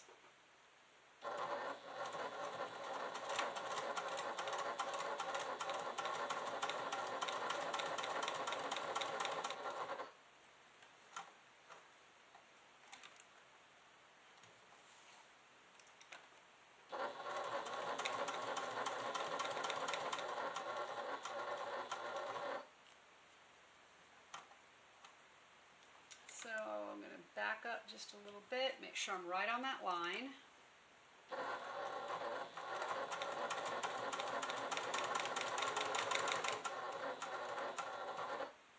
And then I'm going to turn around and come right down the same line.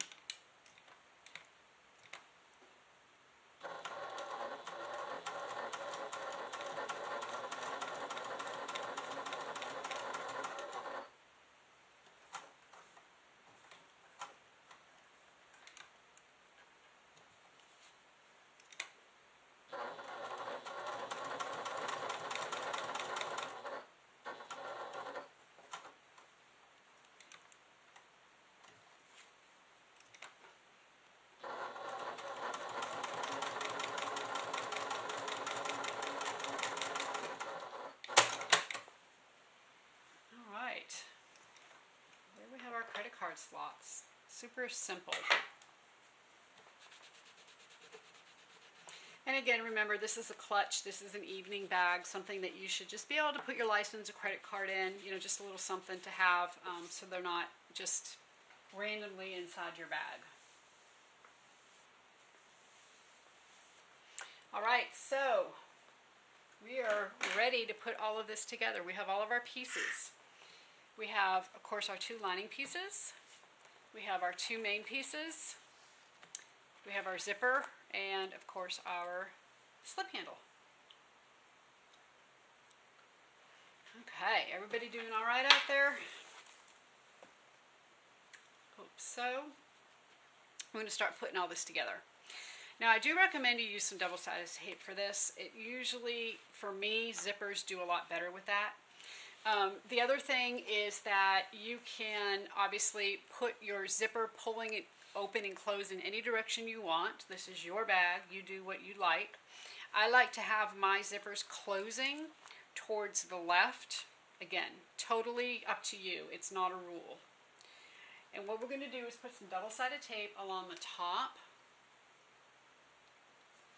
of the bag, each top section here.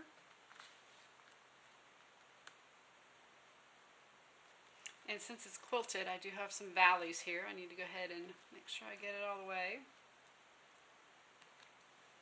Now I want to remind you that on the April 22nd, we have a Sienna sew-along. I'll be actually stitching that one on my cylinder arm machine, and that is going to be a private sew-along, so it'll be given on Zoom. When you sign up for it, you're going to get the Sienna pattern, PDF pattern, so that will automatically be sent to you. And then about a week before the Zoom, or a few days before the Zoom, we're going to send you the link to actually enter the Zoom. It's going to be same time, 1 p.m. Eastern, which is 10 a.m. Pacific, and we will go through the Sienna, which is a favorite bag of everybody. I think the Julie is definitely our best seller, but the Sienna is close second. So while I'm putting double-sided tape, I'm going to go ahead and put it all along all of the pieces here.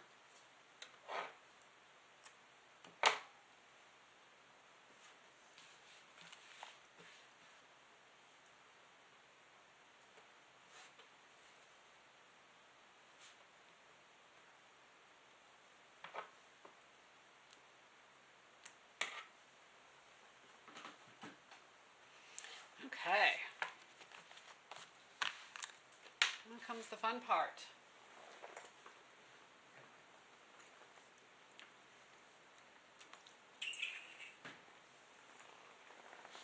So I always like to start up my front. Make sure my zipper is pulling in the right section. If you would like to join the sienna. We're actually going to give away one today. So if you want to go ahead and type the keyword sienna in the chat right now, when we're done stitching, we're going to go ahead and pick a winner. Or the computer's going to pick a winner. We're not going to pick the winner. The computer's going to pick the winner. We have a site here.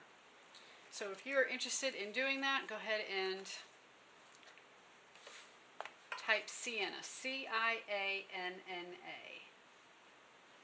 Okay, we're going to go ahead and find the center, and I should have done this before I took the double-sided tape off, and just find the center of each one of these pieces. Okay, so we got this one here.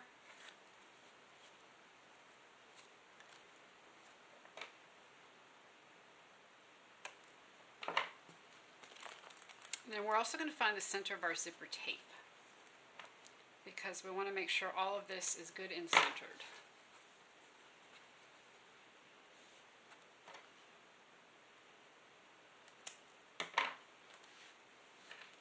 So on the zipper tape, just go ahead and fold it in half and just put a tiny little snip.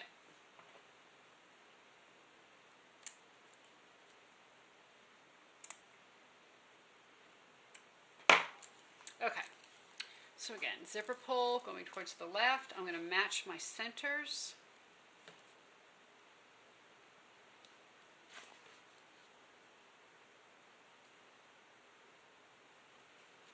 And lay this down. And again, don't pull, just kind of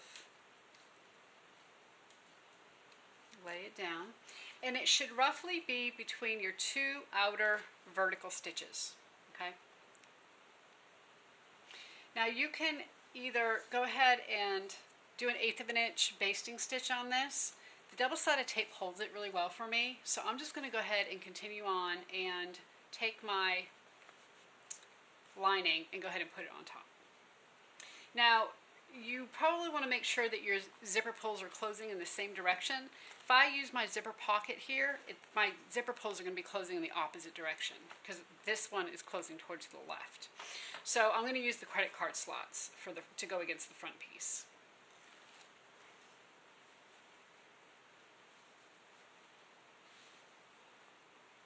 And we're just going to lay this down. And these two pieces are the same size. I'm just going to go ahead and lay this down. Now you do have a zipper pull to contend with here that you're going to have to move. You can use your zipper foot here if you'd like. You want to stitch 1/4 of an inch away from the edge. So I'm going to go ahead and move my zipper pull now, get it out of the way.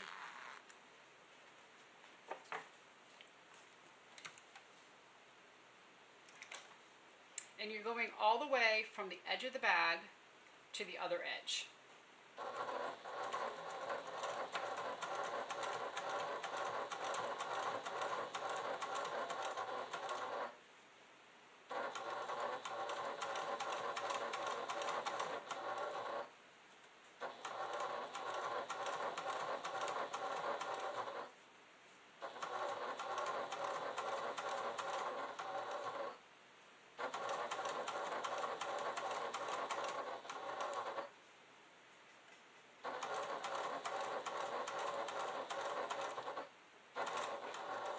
Now you see I'm going really slow. I've got a lot of puffiness to deal with here, and so I'm just making sure that I'm staying on track on 1/4 of an inch.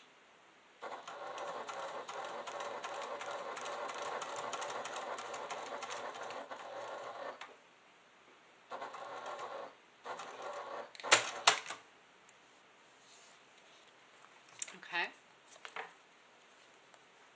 This is what we have.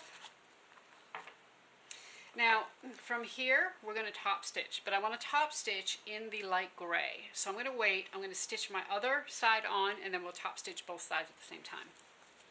So go ahead and just kind of fold this down, fold it out of the way. Take your other main piece.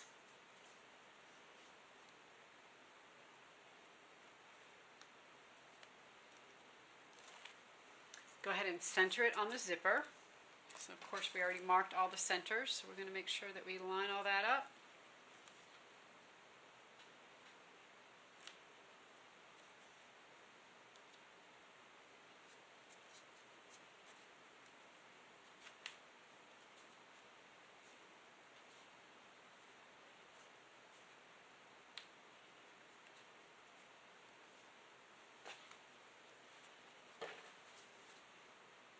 And that does not look centered to me at all. Let me try that again.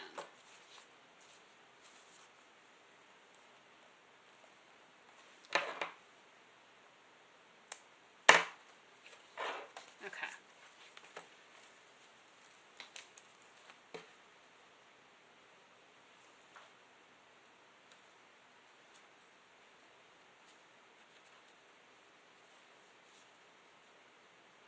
Just pinching these together, letting the double-sided tape help me. That looks a lot better. And then we're going to go ahead and put our other lining on.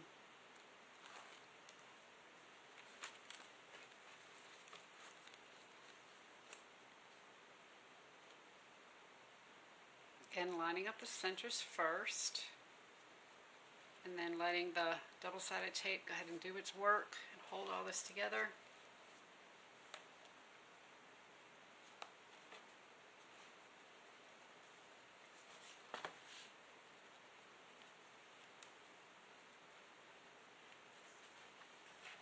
Okay. So we're going to go ahead and stitch again, 1/4 inch.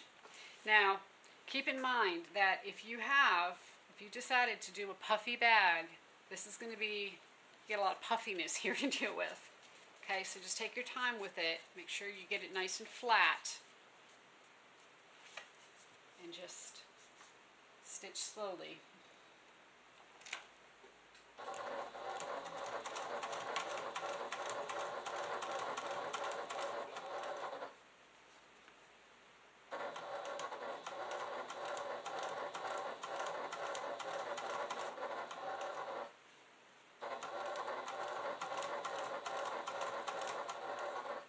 I think you can see here how much bulk I have. Again, I did that on purpose to get a puffy bag, but when you go to stitch the zipper on is where you can kind of be fighting with it a little bit.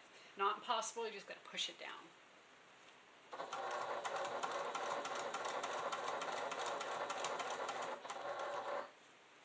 Alright, I'm going to go ahead and move my zipper.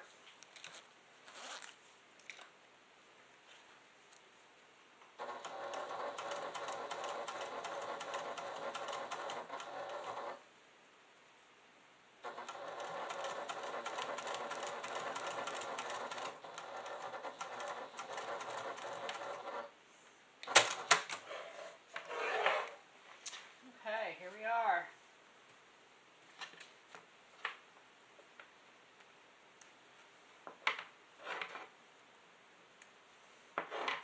So now we have main parts of our bag here ready to go. We have our lining parts ready to go, and we need to top stitch before we finish up the zipper. So I'm going to switch my thread again so that I can top stitch in the same color as my quilting.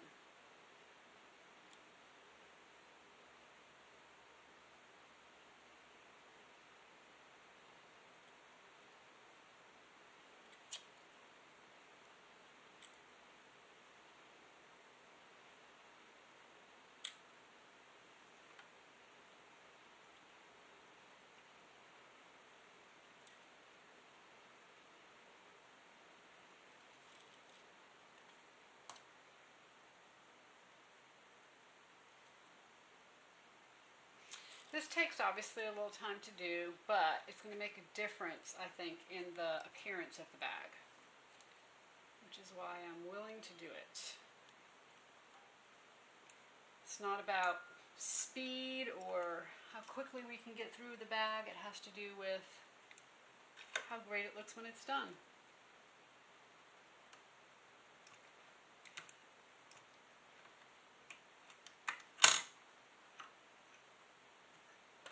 Change the bobbin.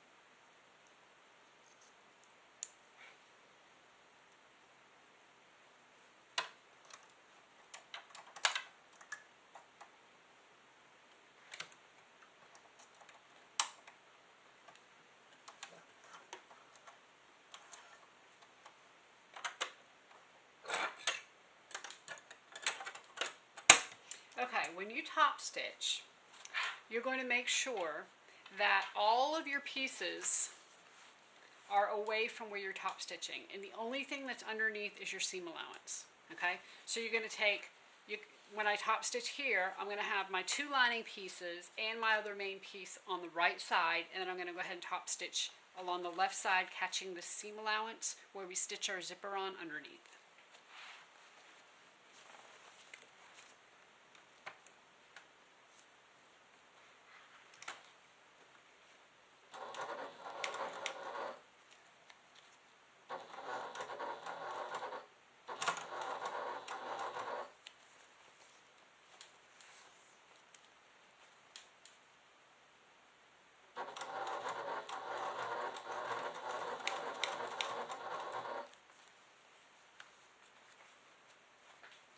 So Gloria is asking, hello, what domestic sewing machine are you using today? I am using the Burnett 08. It's a fairly new machine for Burnett, and it is amazing. This is Italian leather I'm using.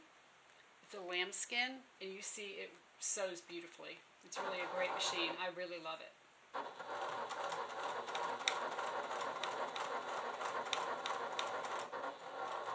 I'm using a Tex 45 thread, a size 90-14 needle, and my Teflon foot.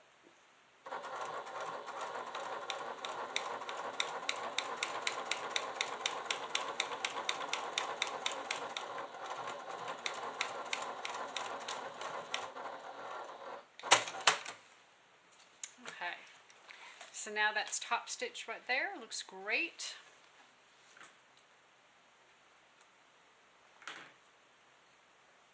We're going to turn this around. We're going to do the same thing. We're going to take our main part of our bag, take everything else, put it on the other side. Get rid of our threads here. Let's see.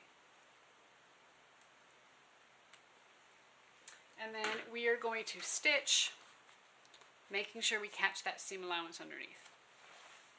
So Gloria, if you are, I don't know what kind of machine you have, if it's something you're looking into, but these Burnett's are what's considered, I guess you call them a semi-industrial. Basically, they're a straight stitch machine. They go forward, they go backwards, and that's it.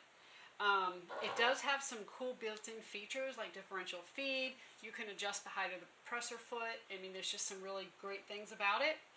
And if you are looking for a resource for them, you can go onto our website and look at, which is simplyclassic.net. Go onto the resources section, and we have a Texas location there that you can order from. The guys there at College Station at Premier Stitching are really great. So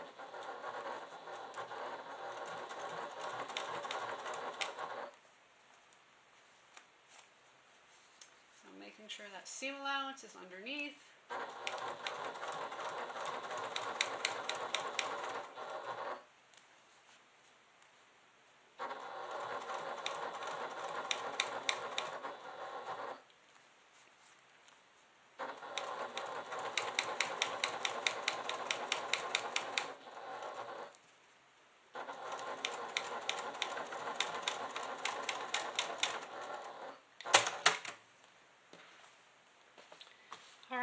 Here we are.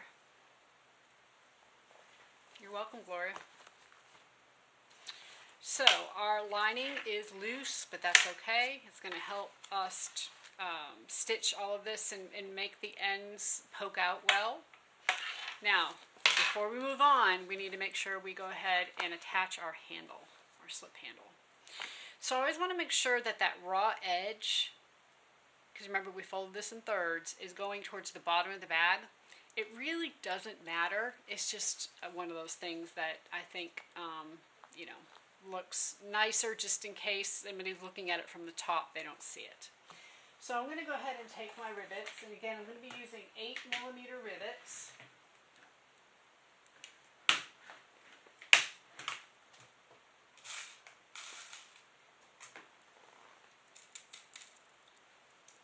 Four, of course.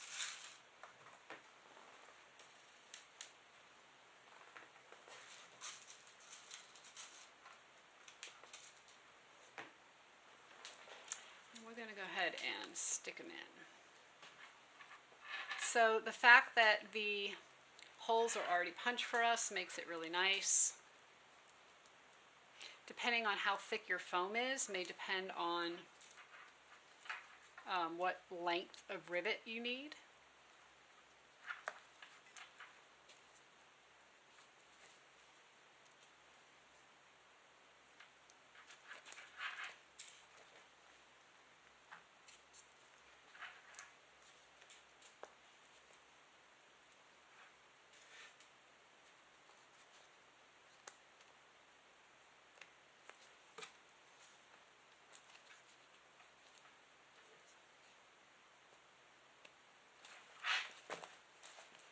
I'm going to make sure it looks nice and straight. And then I'm going to grab my rivet press, which is on the other side of my camera. So I'm going to lean in front of you here for just a second. And go ahead and set these.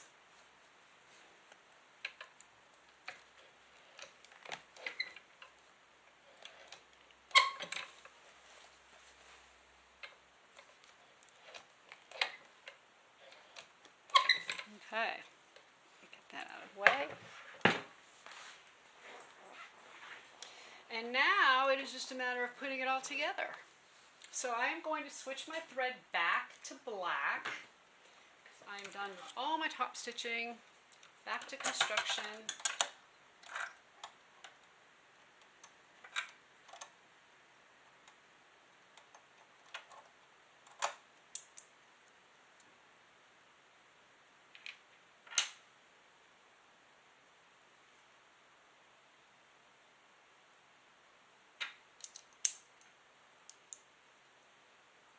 Do this up, and then all we have to do is stitch this together and turn it, and we're done.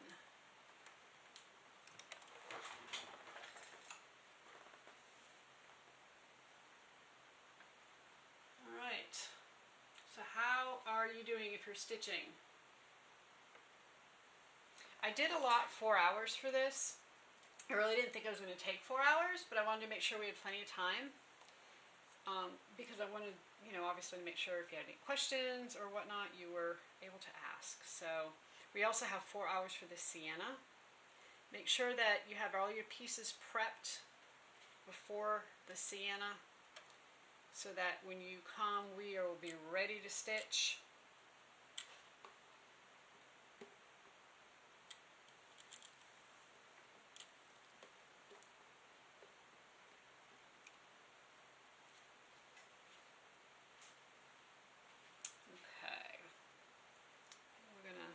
Announce the winner here in just a minute. Let's get this thing finished up.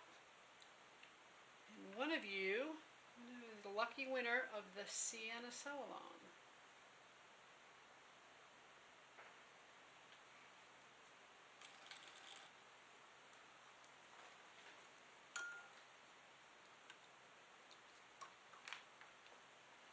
Alright, so what we're going to do is from here,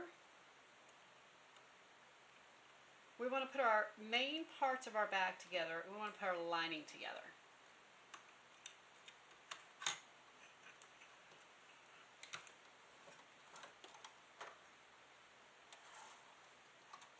Make sure my bobbin's in there good.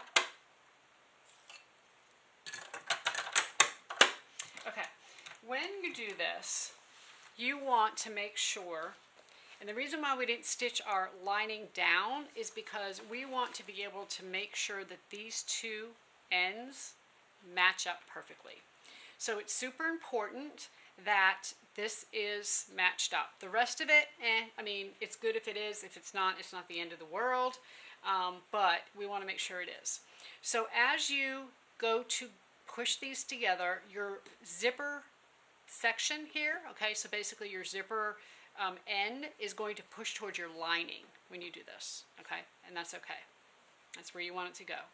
And we want to make sure those are exactly perfect. And we're going to put a clip. Now, I'm not worried about my lining at this moment. I just want to make sure these two match up. So we're going to do there.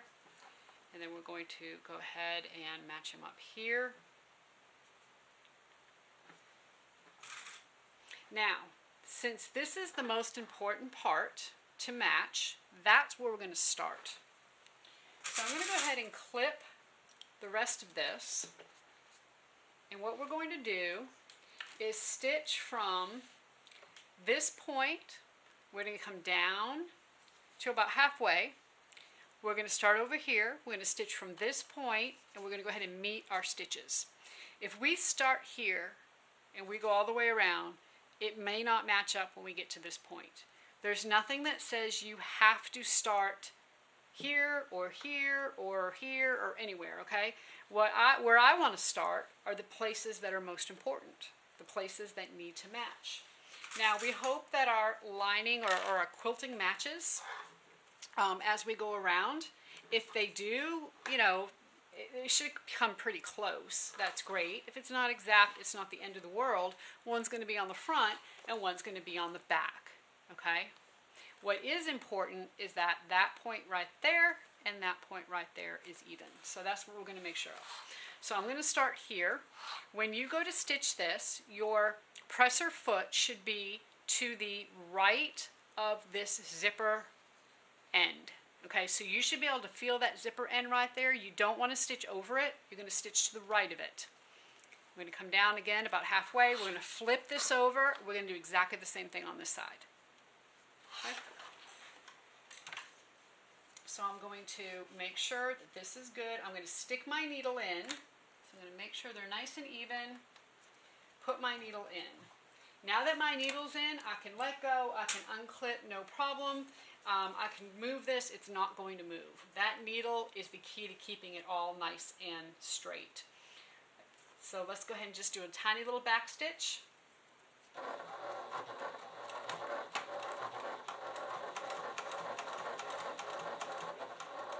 And I am stitching this using a 1/4 inch seam allowance. So you should not be stitching on your foam, you should be stitching just to the right of your foam.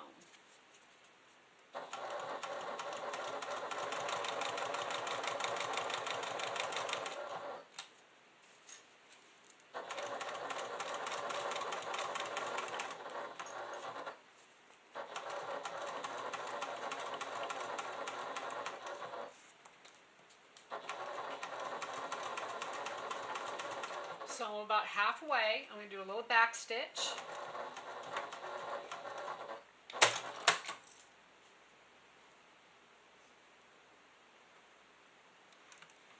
And then we're going to turn this and we do the same thing.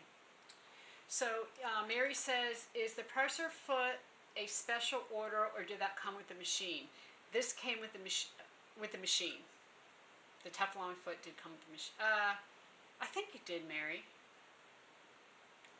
I'm pretty sure it did. I actually have I have to go back. I actually have a video where I showed, like, not an unboxing, but kind of showed what came with the machine, how to thread it, and then I did get a separate presser foot package that they had. It has like a leather roller foot and a couple other things. I can't remember if it was in that or not. But I can find out for sure and get back to you on that. Diane says, thank you, Chris. I would appreciate on more time the chain prep. Oh, shoot. I forgot about your chain. Yep. Okay. So what you're going to do, that's a good question, is you are going to take, let me see if I've got a piece of, here. I think I have an extra piece of leather. Taylor, can you give me an extra piece of leather? Yeah. Let's do that, Diane. Thank you for reminding me.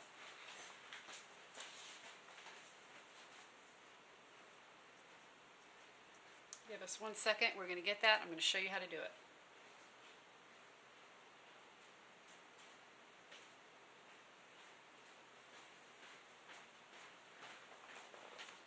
Okay. So here I have an extra piece of leather hide, and what I'm going to do is I'm going to cut it, and of course I'm not going to use a rotary cutter at the point, but what I'm going to do is cut it I think you should use 1/2 inch D-rings. So I'm going to cut this 1 inch, and I'm going to do 1 by 3. And I'm just going to, since I don't have my rotary cutter right here with me, I'm just going to mark this out with my pen and then cut it.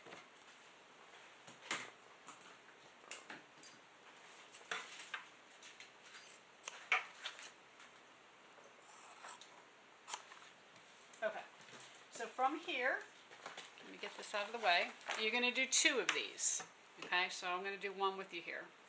Go ahead and put some double-sided tape down the center, and I'm probably going to use, well, that's all I have. Let me go ahead and I'll put a couple of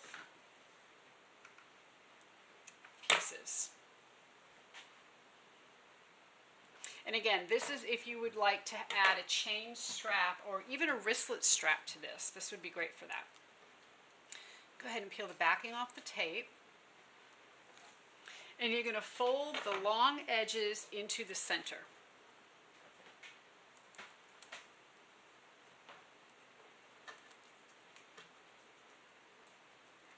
Now this is little because you're using a 1/2 inch D-ring.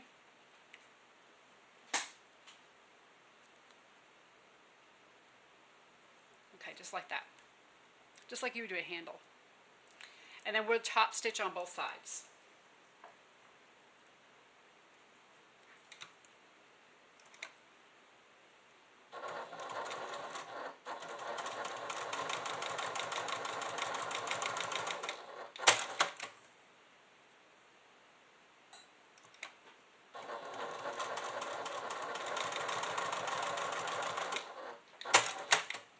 Okay, so you'll have 2 of these.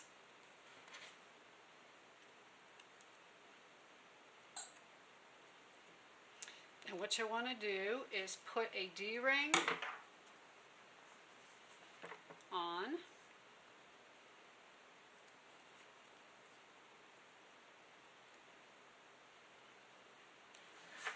And you will, let me unclip this. You're going to lay it, so you probably didn't put your slip handle on, I'm assuming. Or maybe you did. Either way. What you're going to do is to take the D-ring and you're going to make sure that the raw edges, you don't want to exactly have a mat. This is 3 inches is a little long, but that's okay. You'd rather have a little long than a little short. You're going to lay it down so that the D-ring is pointing inside your bag. And I would come down about, let's see, that's probably about a 1/2 inch from the top of the bag. Yeah, between 1/2 and 3/4 of an inch to the top of the bag. And you want to, you're using a 1/4 inch seam allowance to sew this together. So you want to make sure that your D-ring is at least a 1/4 of an inch away, because otherwise when you go to stitch, you're going to end up breaking a needle. So you don't want it too far, because you don't want your end sticking out, you don't want to look crazy where it's sticking out an inch. But you want it, I'd say, the end of the D-ring to be maybe a 1/4 inch. So let's see. So this is about a 1/2 inch in. So I've got the edge of the D-ring a 1/2 inch from the edge of the bag. And then what you'll do is as you stitch, you're just going to stitch right on top. And if you want to, because you want obviously a chain, you're going to put this same thing on the other side and stitch it in as well. Okay? And then that's, like I said, it's a really great thing. Even if you have a slip handle and you want the chain, or you want a wristlet, that would be a great thing to do. And then you can just put a wristlet strap on there, and the chain's going to make it look very, very sophisticated. I like that. Okay. If you have any other questions, Diane, let me know. Okay, so I'm going to go back and match this up again.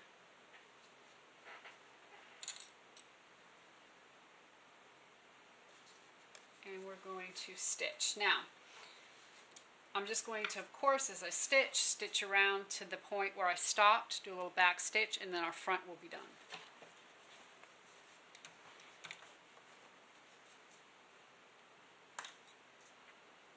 So I'm going to make sure they're nice and even.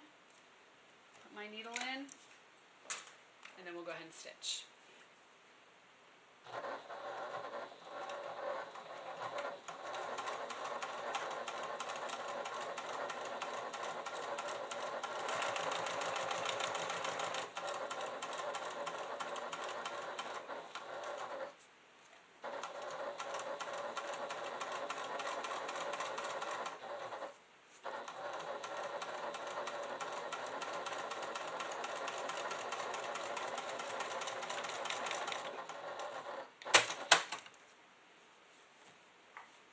So Diana says, thank you, perfect. Looking forward to sharing final product, and I cannot wait to see it.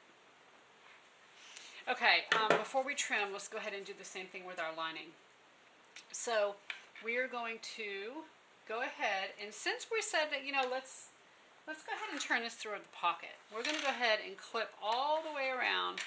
Make sure that your zipper pocket is open, okay, so that you can flip this back. So we're going to stitch all the way around. Typically what happens is, you know, you can have a zipper pocket that's a lot bigger than the bottom, and it works out that you really prefer to turn it towards the bottom, then go through the pocket and close it all up. This is such a small bag again, and it's from where we're going to have to stitch, the pocket and the bottom are going to be the same, about the same space. So, okay, so I'm going to start where I left off here, or where I stopped or started, and then I'm going to come down and I'm going to go all the way around. Now, I can do the same thing here. I can start here, come down to about halfway, then start here, come down to about halfway. Whatever's easiest for you, you can go ahead and do it. You definitely want to do that on the front, but on the lining, it's not quite as important. The other thing on the lining is that you do want to take a slightly larger seam allowance all the way around, because you don't want a bulky lining. So because the lining and the main pieces, you cut the same length or the same dimensions, you want to take that bigger seam allowance on the lining. Okay. So let's see here. I'm going to do just a little back stitch.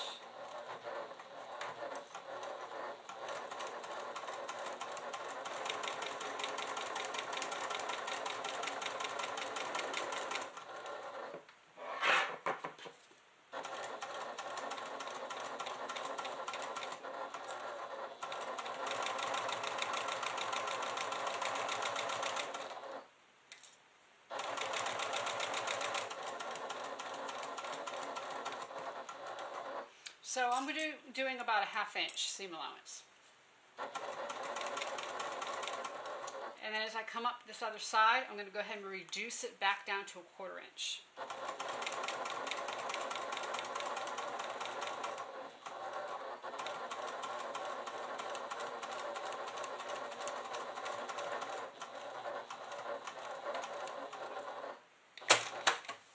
Okay.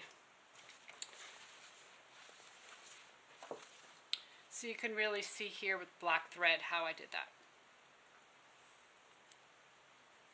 Alright, so now we want to trim our seam allowances. Now, I don't necessarily trim that much on the front part of this bag because we only took a 1/4 inch seam allowance, and we really want in these edges, I'm going to make a couple little clips, but we want it to kind of take up the bulk because our stitches are not necessarily on the foam. They shouldn't be on the foam. They should be kind of next to the foam. It'll help fill in anything that the foam is lacking there. Okay, but what I am going to do is I'm going to even this up. So basically one of my pieces was slightly larger than the other.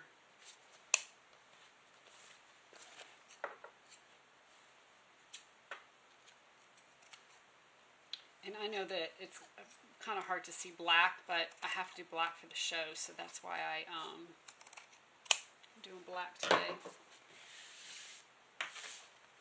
And then I definitely want to cut back the lining part.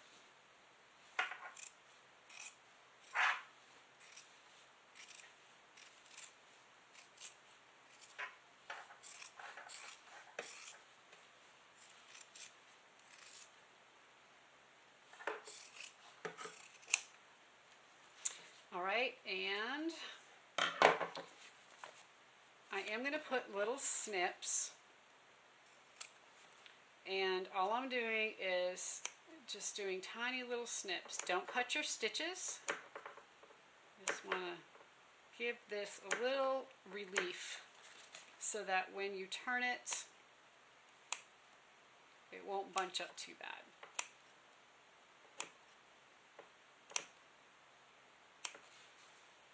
All right, you ready to turn it?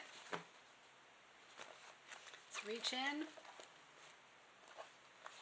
sure all my zippers are open. All right, did we have a winner? Let's see. And we do. So Marietta Leonhart, Leonard, I think it's Leonard, Marietta Leonard. You won the Sienna sew-along, so congratulations. Email share@simplyclassic.net, and we will get you the pattern, and then of course the Zoom link when that comes time. So Diane says, thank you, you're a fabulous instructor. Thank you, Diane. I appreciate it. I am so glad that you were able to join us today. So because I have a couple layers of foam here, I'm definitely going to have probably a little bit more of a struggle turning this thing.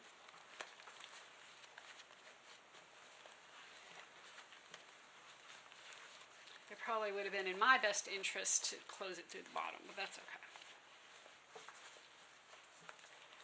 The good thing, you know, sometimes about leather is that that kind of distressed rough look looks nice. And even though our lambskin may not necessarily be that, it's more of a smoother finish, I still think that it looks good. So I'm not too worried about that part.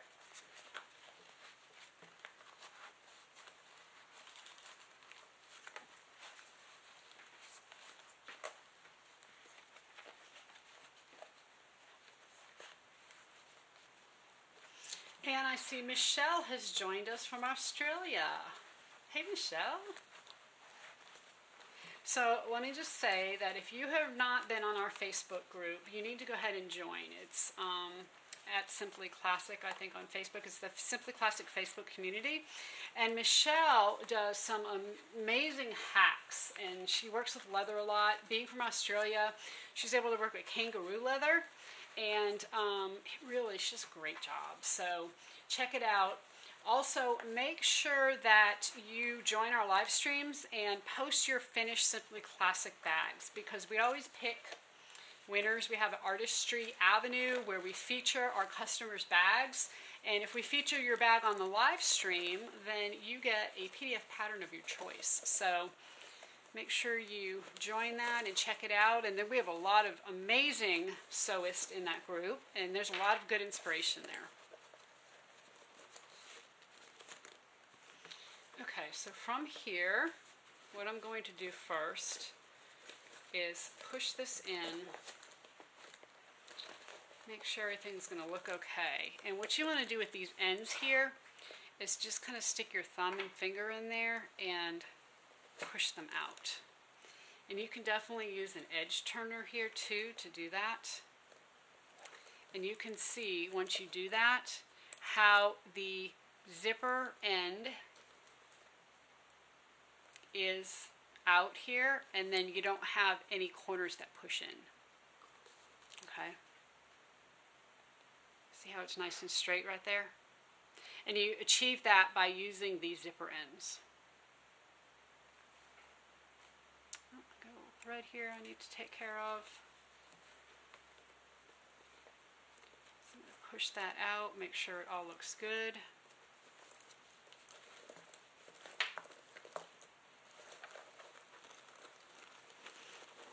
And get the rest of this bag in. This is a cushy bag, I'm going to tell y'all. Those 2 layers of foam definitely made it cushy.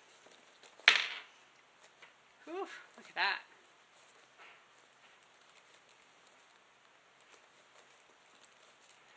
It looks great. Okay, so now we need to go ahead and close up our pocket.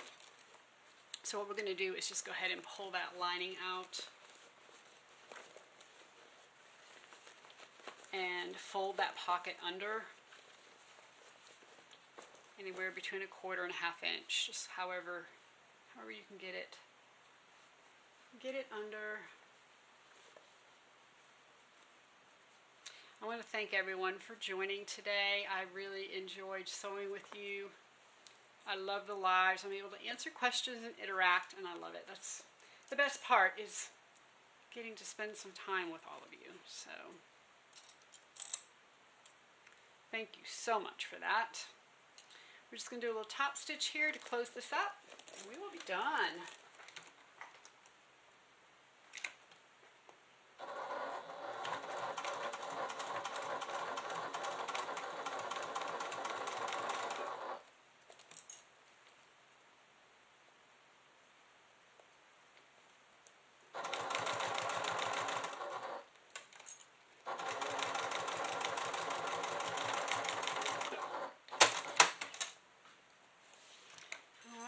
Cut our threads. Stick that pocket in, poke those corners in. Ooh, I really like the light gray on this. That is so pretty. And of course you can, depending on what kind of quilting you do, what color, change the look of this bag drastically. This is obviously a very formal bag here. With the black and the silver or gray. All right, so thank you all for joining me today. I hope you enjoyed, and if you didn't get to stitch along with me today, I hope you're able to go back and watch again and stitch again, or stitch with me then. This is a great little bag, and it's a great little clutch. Of course, you're going to go through, clean up any little stitches you have. I see here I got to burn a few, and we're done. So, Simply Classic Clutch. And don't forget about our Sienna on April 22nd. And until next time, here, I got to clean these up now. That's going to bug me. Can't let that go without that. There you go. Okay, so there you go. Until next time, everybody, happy sewing.